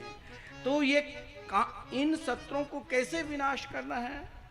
तो श्रुत कीर्ति के शरण में जाना हो। और श्रुत कीर्ति क्या करेंगे? तो आपको श्रवण कराएंगे। क्या? प्रथम भगति संतन कर संगा। प्रथम भगति संतन कर संगा। दूसर गति मम कथा प्रसंगा। दूसर रते मम कथा प्रसंग। परमात्मा को प्राप्त करना है, परमात्मा के निकट जाना है, तो प्रथम क्या करना है? तो जो कृति रूपी शक्ति है जिसे महाराज शत्रुघ्न ने स्वीकार किया है और उसके बल से काम, क्रोध, लोभ, मोह, मत्सर पर विजय श्री मिली है। जब इन पांचों पर विजय श्री मिलेगी तभी हम तो प्रभु को प्राप्त कर सकते हैं। तो श्रुतकृति यानी हमें भगवान की कथा में स्वयं को रुचि रखना है, भगवान की कथा से निरंतर प्रेम करना है, भगवान की कथा से निरंतर लगन रखना है। और जब हम इस प्रकार अपने आप को, अंदर को, शत्रु को भी नष्ट करना है तो एकमात्र भगवान की कथा की शरण लेना है। दूसरा क्या है? भगवान की शक्ति जो लक्ष्मण जी को मिला वो क्या है? उर्मिला शक्ति। और लक्ष्मण जी की निष्ठा क्या है? प्रभु श्री राम ने, देखिए, इन शक्ति की उपासना अगर करना है, बहुत लोग शक्ति के अर्जन करते हैं तो उसे कुछ दिन मिथिला में रहना ही होगा, क्योंकि चारों शक्ति यहीं पर विराजमान है। लखनलाल जी को प्रभु श्री राम ने कहा आप मेरे साथ मत जंगल जाओ, आप यहीं पर माता की सेवा करो, पिता की सेवा करो, गुरुजनों की सेवा करो।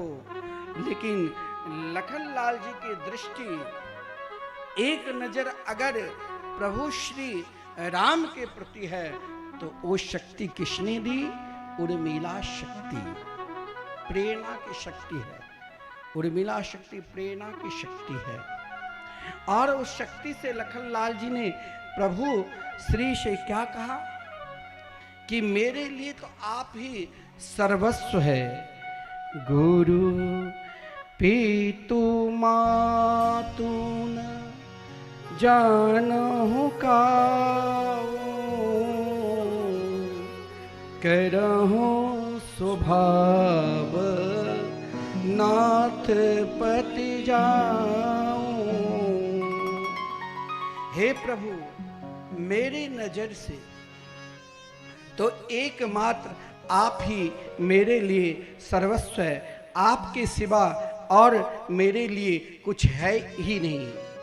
क्योंकि लखनलाल जी की ये भाव यदि जगा तो मिथिला की शक्ति से, और मिथिला की जो उर्मिला शक्ति है, उर्मिला शक्ति क्या करता है? जोड़ने का संबंध करता है। मिथिला की जो भूमि है वो निरंतर जोड़ा है, समाज को एक दूसरे से जोड़ने की प्रयास यही भूमि से निकला है। यहाँ किसी को, किसी भी वर्ण को, किसी भी आश्रम को, किसी भी संप्रदाय को यहाँ नकारा नहीं। अगर लखनलाल जी की भी एक नजर प्रभु श्री राम के प्रति निष्ठा है तो वो निष्ठा देने वाले, वो लक्ष्मण को एक लक्ष्य की ओर रखने वाले, जीवन की लक्ष्य की एक ओर निर्धारित करो। और वो एक ओर निर्धारित को पहचान देने वाले कौन हैं? तो उर्मिला शक्ति। उर्मिला शक्ति को यदि लखनलाल जी प्रकट नहीं करते तो शायद वो दृष्टि श्री लखनलाल जी की नहीं हो पाते। फिर हम तीसरे सीढ़ी पर कैसे पहुंच पाते? तीसरी सीढ़ी क्या है? तो भरत जी। भरत जी तो साक्षात प्रभु श्री राघवेंद्र सरकार के प्रेम की मूर्ति है, प्रेम की विग्रह ही है। भरत प्रभु की प्रेम की विग्रह है, और भरत की प्रेम विग्रह की शक्ति प्रदान करने वाले कौन हैं? तो भरत के पास जो शक्ति है, मानवीय शक्ति, उनके बदौलत भरत जी ने प्रभु के निरंतर उस स्थान को प्राप्त किया जहां निरंतर क्या है? आनंद है। कौन सा आनंद? तो गोस्वामी जी वर्णन करते हैं, जो आनंद सिंधु सोक राशि, जो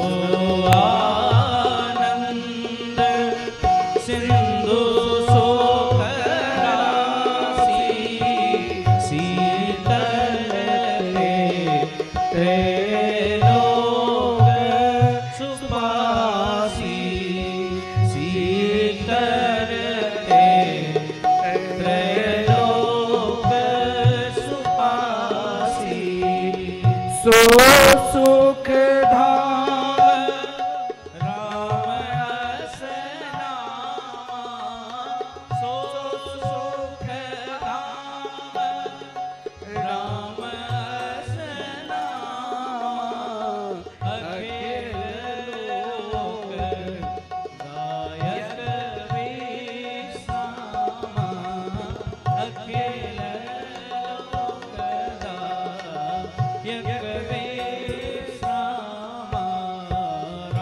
श्री राम को प्राप्त करना है। हर व्यक्ति को आनंद चाहिए, जीवन को विश्राम चाहिए, और वही आनंद उनके चरणार बिंद में है। दैविक और भौतिक ताप तभी नष्ट होगा जब सीता शक्ति को जीवन में आश्रय ले लोगे। सीता यानी शीतलता की शक्ति अगर जीवन में नहीं रहेगा तो जीवन में उथल पुथल हो जाएगा। फिर ये दैविक भौतिक जो ताप है और प्रज्वलित हो जाएंगे, और जो ही राघवेंद्र सरकार की शक्ति श्री सीता शक्ति को अपने हृदय रूपी सिंहासन पर बैठा लोगे तो अपने आप संपूर्ण ताप शीतलता होगी, और फिर आनंद ही आनंद है।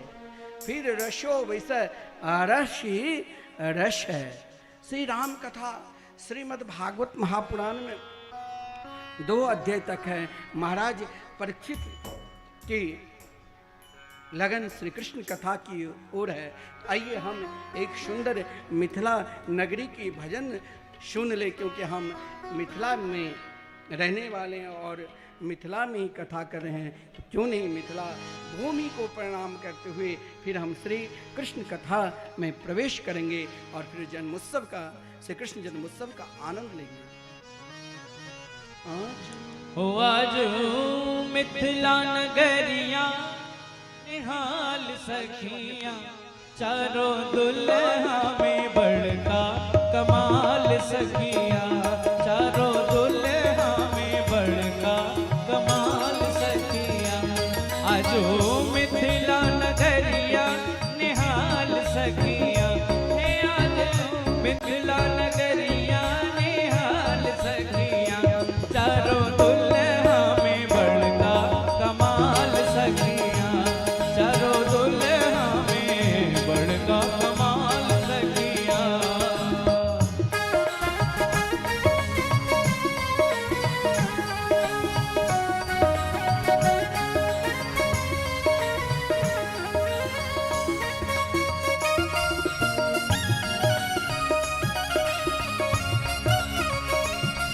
दोनों हाथ उठाकर प्रेम से ताली बजाएं। जय हो।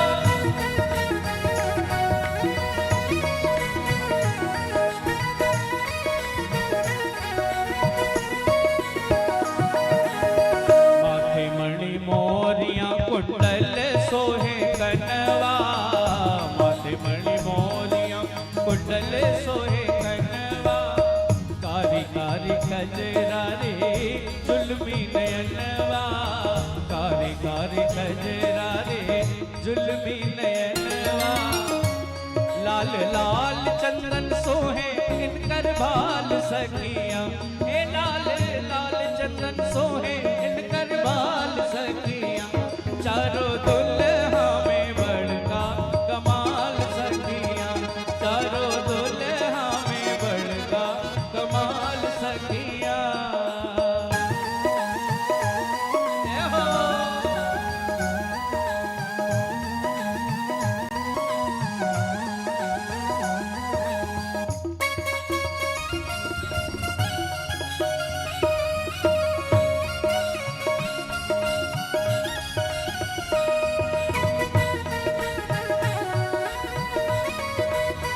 जय हो।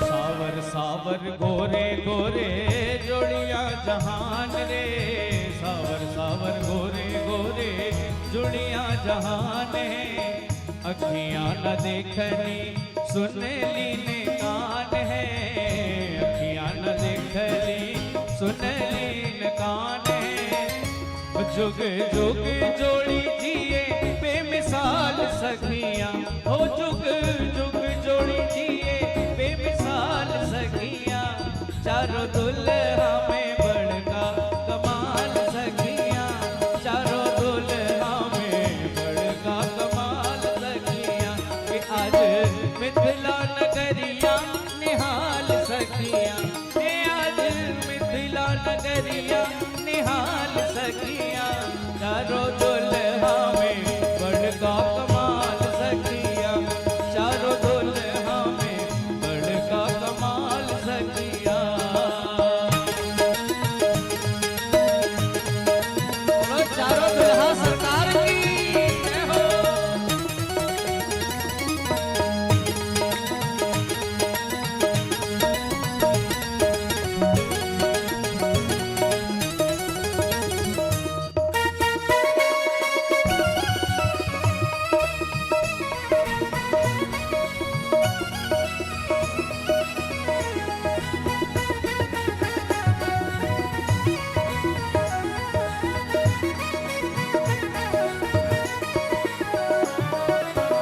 गगन मगन आजू मगन धरतिया गगन मगन आज मगन धरतिया देख देख दुल्हा के सावरी सुरतिया देख देख दुल्हा के सावरी सुरतिया बाल व्रत नर नारी सब बेहाल सखियां हे बाल व्रत नर नारी सब बेहाल सखियां चारों दुल्हा में बड़का कमाल सखियां चारों दुल्हा में बड़का कमाल सखियां आज मिथिला नगरिया निहाल सखियां हे आज मिथिला नगरिया निहाल सखियां वो चारों दुल्हा में बड़का कमाल सखियां वो चारों दुल्हा में बड़का कमाल सखी बड़का कमाल सखी बड़का कमाल सखियां बोलिए राघवेंद्र सरकार सरकार की जय हो युगल सरकार की जय हो मिथिला धाम धाम की की जय हो। आगे चंद्रवंश के अनेकों राजा की चरित्र है। इन चंद्रवंश में महाराज याति से लेकर महाराज नहुष से लेकर महाराज पुरु से लेकर महाराज यदु से लेकर महाराज रंती देव से लेकर अनेक राजा हुए और इसी वंश परंपरा में भगवान श्री कृष्ण ने भी अवतार लिया, मथुरा में जन्म लिए, गोकुल में पलना जुड़े, वृंदावन में रास रचाए, पुनः फिर 11 वर्ष 53 दिन की अवस्था में पुनः मथुरा गए, कंस के उद्धार किया, फिर 14 वर्ष मथुरा में भी निवास किए, फिर वहाँ से सीधे द्वारका गए जहाँ 100 वर्ष तक द्वारका में निवास किया, जिसमें महाभारत जैसे भयंकर युद्ध भी हुआ था और उद्धव जी को सुंदर भागवत धर्म के उपदेश देकर पुनः अपने दिव्य धाम गए।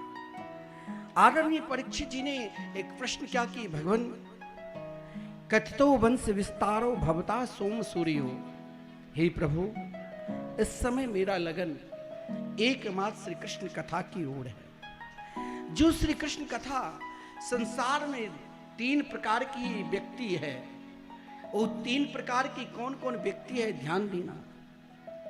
3 से अधिक कोई व्यक्ति होता ही नहीं। निर्वृत्त तरसे रूप गीये मानात भवो सदा चोत्र मनोभिरामात। निवृत्त तरसे जो मुमुक्षु है, भवो सदा चोत्र जो अनेक प्रकार की इच्छुक है, और उपगीय मानात जो आत्मा राम है, जो अपने आत्मा में निरंतर रमन करते रहते हैं। उन तीनों के लिए एक औषधि है, एक दवा है। जीवन में जब कोई दवा काम न करे तो मैंने कहा एक दवा जो है उस दवा का आश्रय ले लो।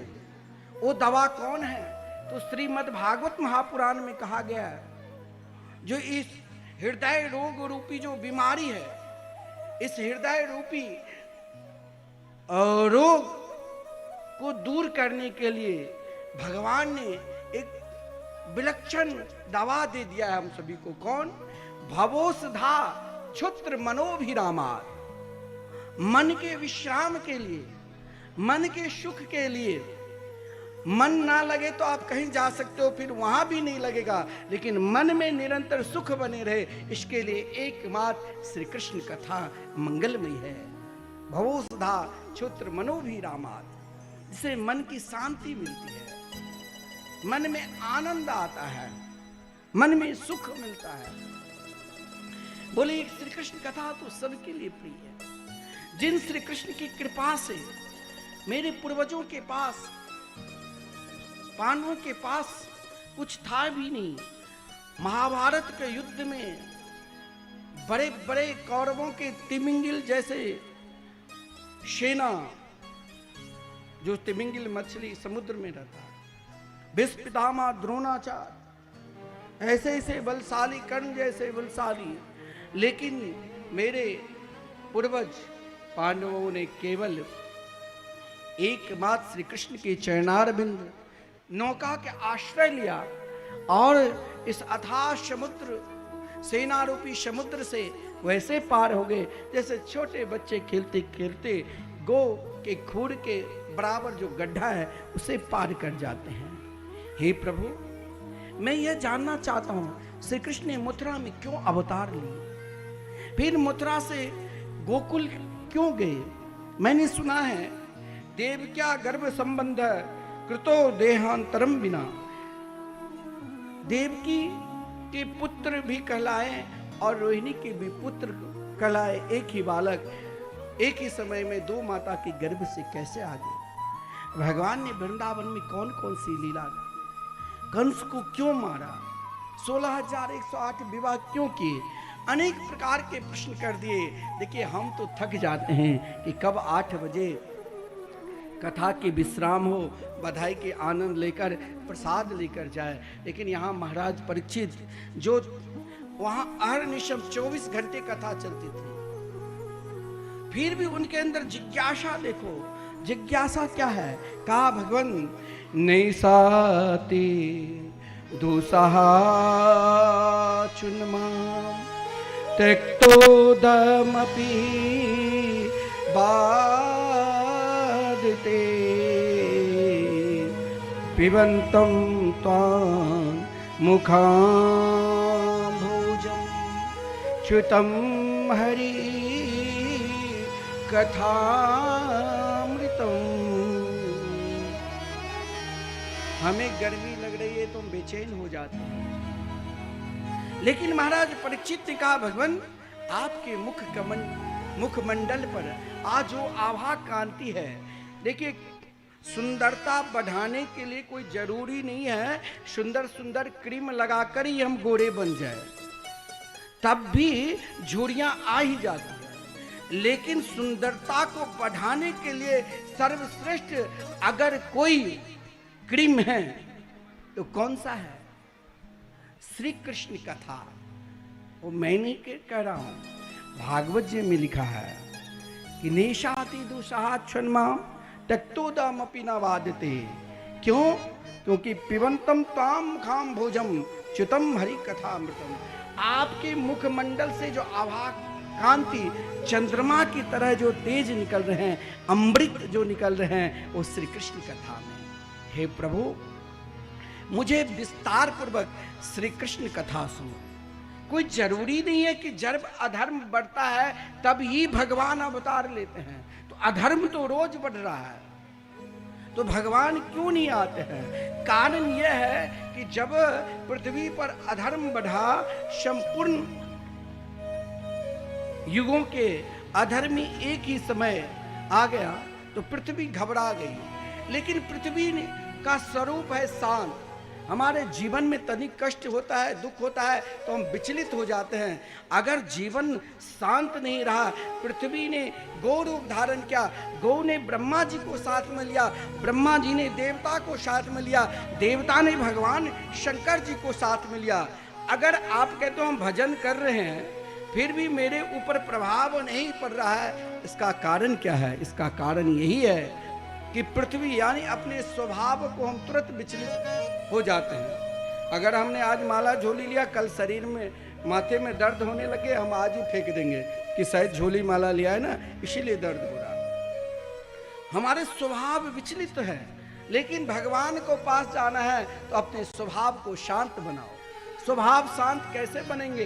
तो पृथ्वी ने गौ का रूप धारण किया, और भी धारण करते इंद्रियों के द्वारा। इंद्रियों को वश में कैसे करना है? तो बुद्धि के प्रतीक ब्रह्मा जी है, बुद्धि के द्वारा कंट्रोल करो। बुद्धि भी कंट्रोल कभी कभी बुद्धि नहीं करते, इसकी बुद्धि ही भाषा बोलने की तरीका नहीं है, बुद्धि विकृत हो गई। बोले बुद्धि की कंट्रोल करना है सतोगुणी प्रवृत्ति से। देवता शतोगुण की प्रतीक है, कभी कभी सतोगुण में भी तमोगुण विद्यमान हो जाते हैं, तो भगवान शिव को निरंतर अपने साथ रखो ताकि तमोगुण की प्रवृत्ति ही नहीं बनने देंगे। क्योंकि वैष्णवा नाम यथाशंभु, पृथ्वी ने भगवान की सुंदर स्तुति की ब्रह्मा जी के साथ में लेकर नारायण ने कहा मैं शीघ्र अवतार ले रहा हूँ, वसुदेव गृह साक्षात भगवान पुरुषा पर। भगवान ने कहा मैं साक्षात अवतार लेने वाला हूँ। समस्त देवता ने कहाँ अवतार लेंगे? बोले कि ब्रजमंडल में देवता लोग बहुत खुश हुए, पृथ्वी भी बहुत खुश हो गई, लेकिन ब्रह्मा जी ने कहा जनिष्यते तत्प्रियार्थम संभवन्तु सुरस्त्य। हे देवता लोग आप भी अपनी देवांगनाओं के साथ में, क्योंकि रासरासेश्वरी राधा रानी भी अवतार ले रही है। जनिष्यते तत्प्रियार्थम श्री कृष्ण की प्रिया शक्ति आह्लादिनी शक्ति रास रासेश्वरी राधा रानी भी अवतार ले रही है। मथुरा के राजा वैसे तो उग्रसेन थे, लेकिन उनके पुत्र कंस जो महादुष्ट दुराचारी पापी था। कंस वो है जो अपने स्वभाव से सभी को कष्ट ही पहुंचावे, दुख ही पहुंचावे और रुलावे ही, वही तो कंस है। कंस अपने स्वभाव के द्वारा संपूर्ण मथुरावासी को केवल कष्ट ही कष्ट दिया। पिता को जेल में बंद कर दिया, अपनी बहन को महाराज वसुदेव जी के साथ धूमधाम के साथ विवाह कराया, लेकिन कंस के हृदय में दया न आवे, जिस कारण आकाशवाणी हुई अस्यास्त्वमष्टमो गर्भे हंतायाम वैसे बुध। अरे कंस, जिस देवकी को तुम बड़े उत्साह पूर्वक आनंद पूर्वक ले जा रहे हो, वही देवकी के अष्टम संतान तेरे लिए काल होगा। दुष्ट केवल यही देखता रहता है, कोई व्यक्ति कहीं हमारी निंदा तो न करे। तुरंत देवकी को मारने की कोशिश की, वसुदेव जी ने कंस का हाथ पकड़ लिया, कहा कि नारी शक्ति को रक्षा करना मेरे कर्तव्य है। एक तो मेरी पत्नी है और एक इनके लिए आज शुभ दिन है, विवाह के दिन। कंस को बहुत समझाया कि आप तो यशस्वी है, श्रेष्ठ है, एक दिन न एक दिन सभी को मरना पड़ेगा। कंस मानने वाले कहाँ हैं? कंस ने कहा आपने नहीं सुना आकाशवाणी ने क्या कही? वसुदेव जी ने कहा ठीक है, आकाशवाणी की बात मैं भी मान लूंगा, लेकिन देवकी के जितनी भी संतान होगी, प्रेम पत्तन नाम के ग्रंथ है कि वसुदेव जी वेदो यम वसुदेव स्यात् देवकी सर्वदेवता नंदो यानंद रूपस्य यशोदा मुक्तिदायिनी। समस्त वेद के सारे तत्व वसुदेव है, समस्त देवता के तेज ही देवकी है, और आनंद के स्वरूप नंद बाबा है, और मुक्ति प्रदायिनी माता यशोदा है, जो मुक्ति देने वाले को भी बंधन में बांध दे। वसुदेव जी ने कहा मम स्मरणम, जो मेरा स्मरण रहेगा तुमको समर्पित कर दूंगा। कहा जेल में रहना होगा? बोले मंजूर है। बोले हथकड़ी बेनियां पहने पड़ेगी? बोले मंजूर है। 6 संतान को कंस ने मार दिया। देखते ही देखते 6 संतान को समाप्त कर दिया। इधर चारों तरफ महाराज कंस की निंदा हो रही है। सातवें संतान के रूप में स्वयं भगवान जैसे सूर्य प्रकाशित होते हैं, उससे पहले उनके प्रकाश आता है, तो भगवान के प्रकाश के स्वरूप उनके तेज है। अपने तेज को बलदाव भैया के रूप में भेजा और आठवें संतान के रूप में जब भगवान अवतार लेते हैं तो भगवान उससे पर पूर्व अपनी शक्ति योग माया शक्ति से भी कहा आप भी अवतार लो ब्रज में। योग माया शक्ति ने कहा कि दुर्गा, चंडिका, कृष्णा, माधवी, काली इत्यादि नाम से लोग आपकी आराधना करेंगे, पूजा करेंगे। इधर श्रीमान सुखदेव जी कहते हैं कि महादुर्दान महाबली कंस ने अपने कारागार में 10,000 सैनिकों को और बढ़ा दिया, लेकिन जिस समय भगवान प्रवेश के समस्त देवता ने आकर गर्भ स्तुति की, संपूर्ण महात्मा जो भी ज्ञानी कहेंगे कि भाई भगवान को उतना भजन करो जो दोबारा गर्भ में न आने पड़े, तो गर्भ भी तब क्या, आज भगवान गर्भ में प्रवेश किए और उन स्तुति के नाम हो गए गर्भ स्तुति। आदरणीय श्रीमान सुखदेव जी महाराज वर्णन करते हैं, आज सुंदर समय है, भादो मास अष्टमी तिथि बुधवार, रोहिणी नक्षत्र से युक्त ठीक 12 बजे आज की रात्रि में मानो जिस समय भगवान अवतार लेते हैं उस समय संपूर्ण ऋतुएं अपने अपने फल फूलों के द्वारा भगवान की स्वागत करते हैं। संसार के बालक जब जन्म लेता है, शिशु जब जन्म लेते हैं तो माता उस दर्द की वेदना से दुखी रहती है, लेकिन भगवान जब अवतार लिए तो तमद्भुतम बालकम वसुदेव इच्छत चतुर्भुज रूप में, और उन चतुर्भुज स्वरूप को आदरणीय श्रीमान वसुदेव जी ने देखा, जो शंख चक्र गदा पद्म से सुशोभित दिव्य तथा बहुमूल्य विशिष्ट आभूषणों से युक्त पीताम्बर धारी श्यामला सोलने उस रूप माधुरी को देखकर वसुदेव जी ने स्तुति की और पुनः फिर देवी की माता ने स्तुति की, और देखते ही देखते भगवान एक छोटे से शिशु हो गए, बबुआ प्राकृत शिशु। आज जब भगवान अवतार लिए तो मानो आज संपूर्ण ऋतु में अपने आप भगवान को बधाई देने के लिए आ रहे हैं।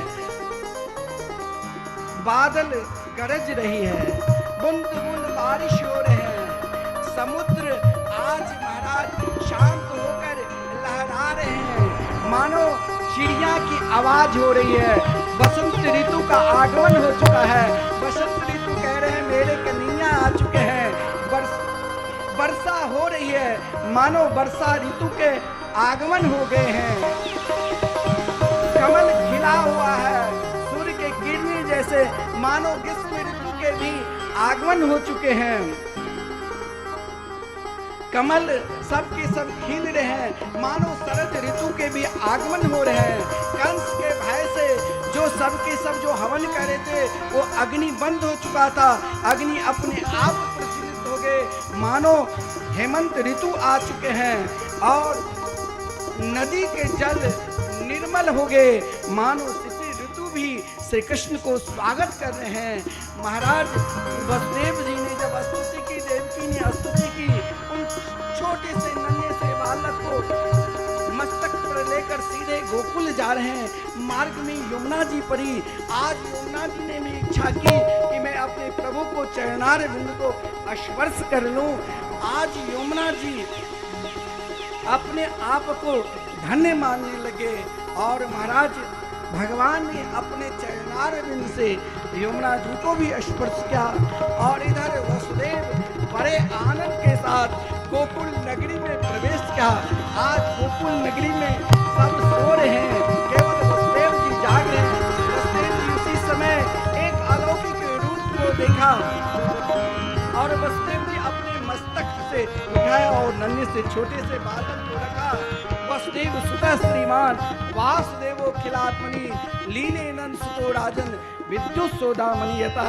वसुदेव नंदन नंद नंदन में उसी प्रकार लीन हो गए जैसे बिजली तड़कती है, कोई देखता है कोई नहीं देखता है। इधर वसुदेव ने उन कन्या को लिया और चल दिए। और जब वसुदेव मथुरा आए तो पुनः हथकड़ी बेनियां लग गई, फाटक सबके सब बंद हो गए। और महाराज कन्या चिल्लाई, कंस ने आया कन्या को मारने की कोशिश की। वही कन्या कंस को एक लाचिमा कर अष्टभुजी होकर विंध्यवासिनी स्वरूप में होकर कहा, तेरे मारने वाले तो ब्रज में कहीं जन्म ले लिया। अब आइए हम सब गोकुल नगरी में प्रवेश करते हैं और आनंद उत्सव का आनंद लेंगे। आदरणीय श्रीमान सुखदेव जी वर्णन करते हैं, नंदस्त्वात्मज उत्पन्ने जाता लादो महामना आहूय विप्राण वेदज्ञा स्नात सुचीर्णकृत।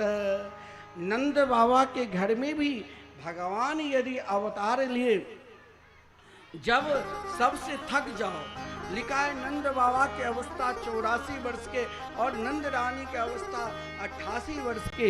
इन अवस्था में जब पुत्र सुख का आनंद हुआ, अरे बहन सुनंदा ने कही, बाबा बधाई हो बधाई हो, आपने जो अनुष्ठान करी, आपने जो ब्राह्मण को जिवाए, आपके घर में एक छोटो सो प्यारो सो लाला भयो है। आइए हम लोग भी आनंद ले और बधाई गान करे और पुकारे और झूमे। सब नंद के लाला को दर्शन करने के लिए आज ब्रज के घर घर में सभी को यही भाव उत्पन्न हो रहा है कि आज मेरे घर में ही आनंद हुआ है। नंद घर आनंद भयो, जय कन्हैया लाल की। हम भी यही भाव करें कि आज हमारे घर ही सुंदर नंद महल है और इस नंद महल में भाव करो यशोदा की तरह और कन्हैया को पलना में झुलाओ और पुकारो। देखिए सब ताली सेवा करते हुए पुकारिए, हो ब्रज में है रही जय जयकार, नंद घर लाला जायो है। ब्रज में है रही जय जयकार, नंद घर लाला जायो है। ओ लाला जायो है, नंद घर लाला जायो है। हाँ लाला जायो है, नंद घर लाला जायो है। हो ब्रज में, हाँ ब्रज में, हो ब्रज में है रही जय जयकार, नंद घर लाला जायो है। ब्रज में है रही जय जयकार, नंद घर लाला जायो है। देखिए सब बड़े आनंद के साथ अपने स्थान पर ही बैठकर वहीं से झूमिए। और जो हमारे यजमान की परिवार है वो ब्रज की सखी आई है, उनके साथ बधाई लीजिए और बधाई दीजिए और आनंद लीजिए। सबके पास सखी जाएगी बधाई लेने के लिए और भाव के साथ बधाई के आनंद लीजिए और ताली सेवा करते रहिए और पुकारिए, पुकारो।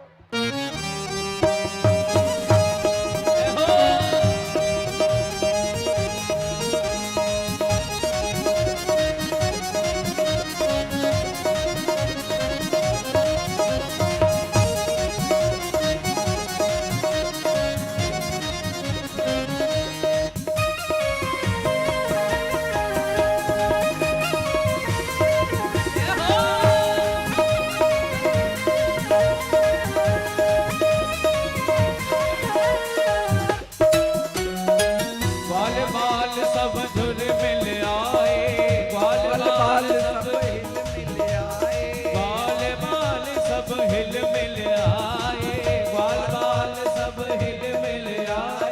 जूत के जूत नंद घर।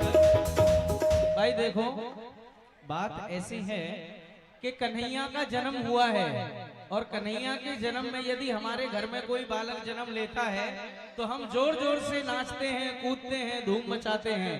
यहाँ तो साक्षात परमात्मा का अवतार हुआ है, तो जो भी मस्ती में झूमना चाहे अपनी अपनी जगह पर खड़े हो जाएं और मस्ती में झूमे। जिन्हें भी नृत्य करना है मस्ती में नृत्य कर सकते हैं।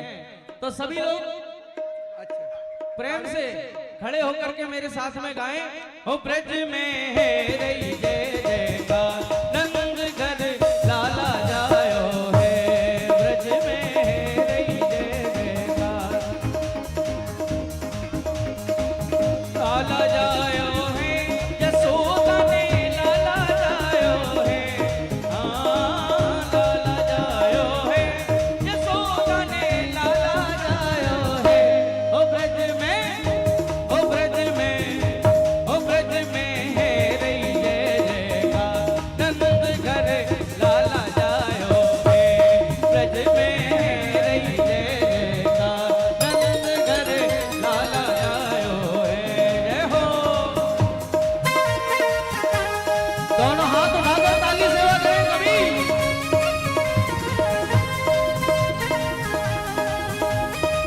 मस्ती में झूमते हुए जय हो।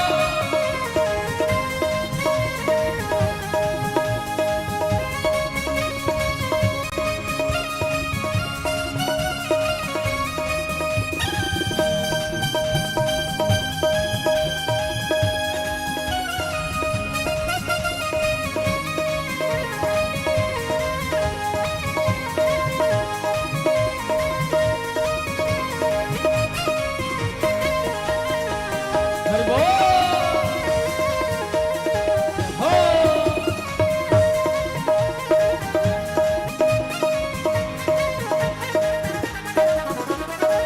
ब्रज 84 कोस में भैया, ब्रज 84 कोस में सभी लोग अपनी अपनी जगह पर खड़े हो जाएं। जो भी बैठे हैं सब लोग खड़े हो जाइए। पहले सब लोग खड़े हो। लाला के जन्म की बधाइयां गाई जा रही हैं और आप लोग बैठे हो। हैं? ठाकुर जी का अवतार हुआ है, जन्म हुआ है। बैठो मत। दोनों हाथ उठा करके मस्ती में झूमे। नंद बाबा घर जाऊं, मैं तो नंद बाबा के घर जाऊंगी। हो मैं तो नंद बाबा के घर जाऊंगी। अरे हाँ बधाई लेके आऊंगी, हाँ बधाई लेके आऊंगी। हो मैं तो नंद बाबा के घर जाऊंगी। हो मैं तो नंद बाबा के घर जाऊंगी। हाँ बधाई लेके आऊंगी। अरे हाँ बधाई लेके आऊंगी। अरे हाँ बधाई लेके आऊंगी। जय हो।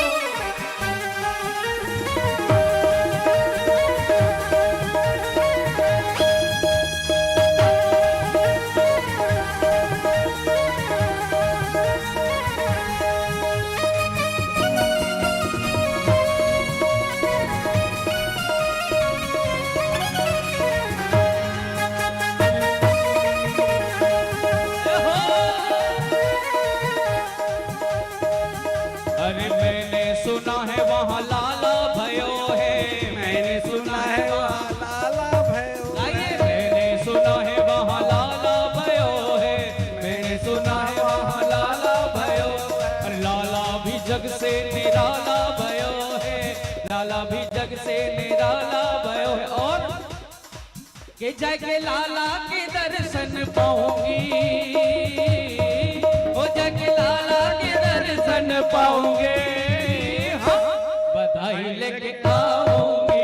अरे हाँ बधाई लेके आऊंगी। हाँ जी बधाई लेके आऊंगी। बधाई लेके आऊंगी। जय हो।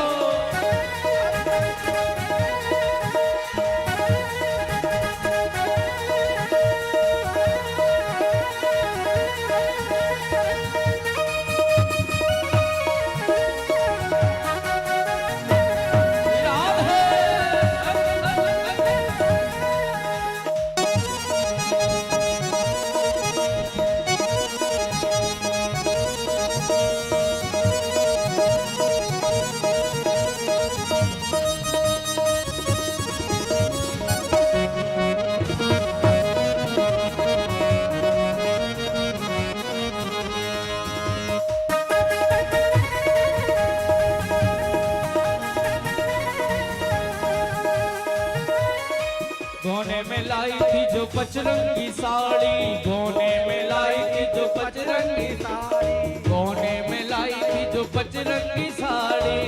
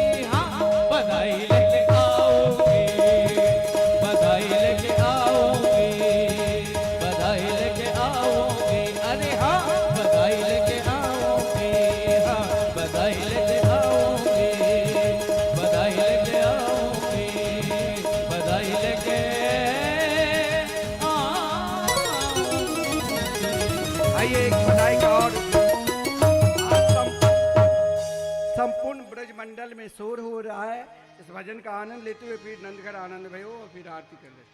हुआ ब्रज मंडल में शो, भाई ब्रज मंडल में क्या शोर हुआ है कि आज मैया यशोदा ने लाला को जन्म दिया है। तो भैया दोनों हाथ उठा करके प्रेम से मस्ती में झूमते हुए नृत्य करें और मेरे साथ गाएंगे कि हुआ ब्रज मंडल में शो, हुआ ब्रज मंडल में शोर, चलो सब नंद भवन की ओर। जन्म लियो मांगे बिहारी ने, जन्म लियो मांगे बिहारी ने, जन्म लियो मांगे बिहारी में, जन्म लियो मांगे बिहारी ने। हुआ ब्रज मंडल में शोर, हुआ ब्रज मंडल में शोर, चलो सब नंद भवन की ओर। जन्म लियो मांगे बिहारी ने, जन्म लियो कुंज बिहारी ने, जन्म लियो मांगे बिहारी ने, जन्म लियो कुंज बिहारी ने। जय हो।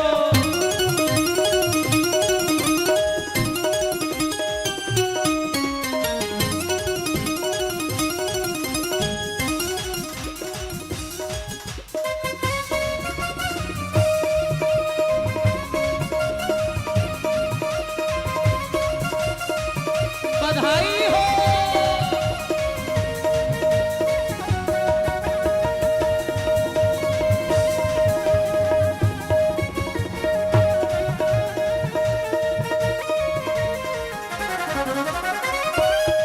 ब्रज नगरी में धूम मची है, ब्रज नगरी में धूम मची है, ब्रज नगरी में धूम मची है, ब्रज नगरी में धूम मची है। ब्रज नारी की शोर मची है, ब्रज नारी की शोर मची है। और क्या हुआ? अरे बोले कोयलिया कहो के मोर, बोले कोयलिया कहो के मोर, चलो सब नंद भवन की ओर। जन्म लियो कृष्ण मुरारी ने, जन्म लियो मांगे बिहारी ने, जन्म लियो लाला ने, ओ जन्म लियो मांगे बिहारी ने। जय हो।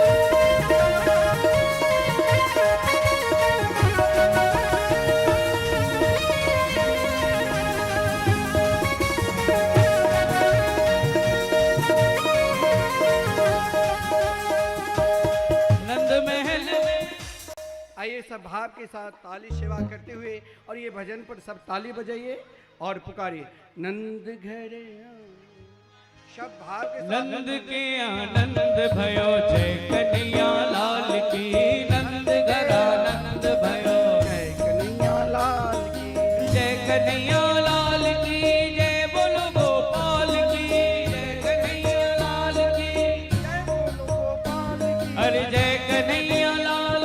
भाई देखो ऐसे बैठे रहने से काम नहीं होगा, हम लोग बोलेंगे जय कन्हैया लाल की, नंद के आनंद भयो बोलेंगे हम, आपको बोलना है जय कन्हैया और जोर से बोलना है, दोनों हाथ उठाकर ताली सेवा करते हुए। अरे नंद घर आनंद भयो, हाँ नंद घर आनंद भयो जय कन्हैया लाल की, नंद के आनंद भयो जय कन्हैया लाल, नंद घर आनंद भयो जय कन्हैया लाल। अरे हाथी दिने घोड़ा दिने और दिनी पाल की, हाथी दिने घोड़ा दिने और दिनी पाल की, नंद घर आनंद भयो जय कन्हैया लाल की, नंद घर आनंद भयो जय कन्हैया लाल की।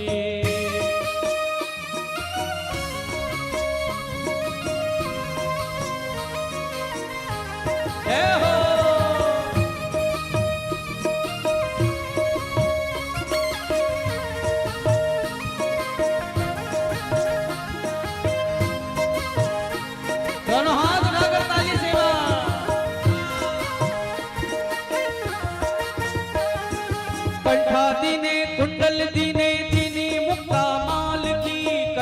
दीने कुंडल दीने दीनी मुक्ता माल सुरमा दीने महावर दीने दीनी बिंदी भाल की सुरमा दीने महावर दीने दीनी बिंदी भाल की नंद घट आनंद भयो जय कन्हैया लाल की नंद घट आनंद भयो जय कन्हैया लाल गोविंद गोकुल आयो हरि गोविंद गोकुल आयो गोविंद गोकुल आयो गोविंद गोकुल आयो जय हो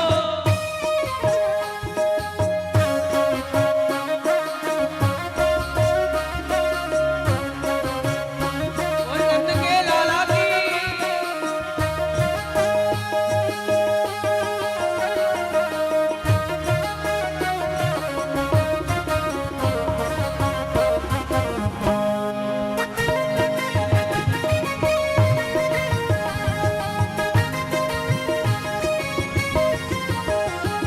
और धनवानी धनवानी धनवानी धनवानी धनवानी धनवानी धनवानी जसोदा के ललन वरुआ धनवानी जसोदा के ललन वरुआ धनवानी हे जसोदा के ललन वरुआ धनवानी हरि मथुरा में जन्म लीनी गोकुल में आईनी मथुरा में जन्म लीनी गोकुल में आईनी राधा संग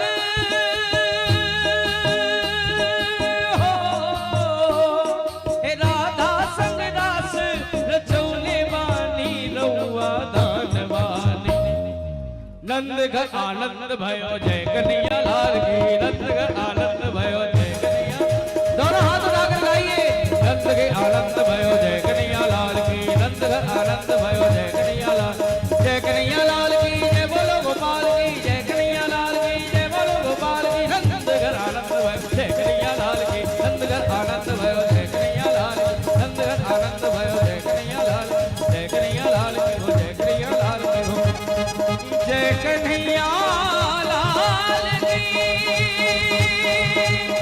नंद घर आनंद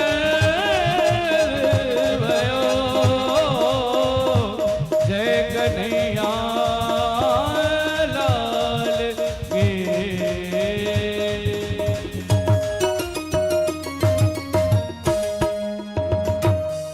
आइए अब हम सब आरती के दर्शन करेंगे और फिर प्रसाद लेकर प्रस्थान करेंगे। कल फिर माखन चोरी लीला और गिरिराज पूजन के दर्शन करेंगे। हमारे बीच मिथिला के सम्मानित पत्रकार और भोले बाबा के अनन्य भक्त श्री मणिकांत झा जी मंच पर आए हैं। हमने उनका सम्मान किया। आइए हम सब मिलकर अब आरती के दर्शन करेंगे और फिर शांतिपूर्वक सब प्रसाद लेकर प्रस्थान करेंगे। श्री दक्षो सूर्यो अजायता प्रोत्रात्मायच प्राणच मुखादग्निरजायता। सभी अपने अपने स्थान पर खड़े हो जाएं। प्रेम से बालकृष्ण लाल की हम सभी आरती करेंगे। आरती बाल कृष्ण की जय आरती बाल कृष्ण की जय अपनो जन्म सफल कर लीजिए अपनो जन्म सफल कर लीजिए। श्री यशोदा को परम दुलारो बाबा की अखियन को तारो बाबा की अखियन को तारो इन पर प्राण नौछावर कीजिए। आरती वाले कृष्ण की जय बलदाऊ को छोटो भैया कनुआ कहे गए बोले आपकी मैया परम मुदित मन लेत बलैया ये छब नयनन में भर लीजिए। आरती वाले कृष्ण की जय कोतरी बोलन मधुर सुहावे, सघन संग खेलत सुख पावे, सोई सुकृति जो इनको ध्यावे, अब इनको अपनों कर लीजिए, आरती वाले कृष्ण की कीजिए। श्री राधावर सुगण कन्हैया, ब्रज जन को नवनीत चुरैया, देखत ही मन लेत बलैया, देखत ही मन लेत बलैया, अपनों सर्वस इनको दीजिए, आरती वाले कृष्ण की कीजिए। कर्पूर गौरम करुणावतारम संसार सारम भुजगेन्द्रहारम सदा वसंतम हृदयारविंदे भवं भवानी सहितं नमामि। त्वमेव माताश्च त्वमेव त्वमेव बन्धुश्च त्वमेव त्वमेव विद्या द्रविणं त्वमेव त्वमेव सर्वं मम देवदेव त्वमेव सर्वं मम देवदेव त्वमेव सर्वं मम देवदेव मम देवदेव मम देवदेवा। शीतलीकरणं देवादिवन्दनं मन्त्रपुष्पेतां जग्नेन जग्नमाय।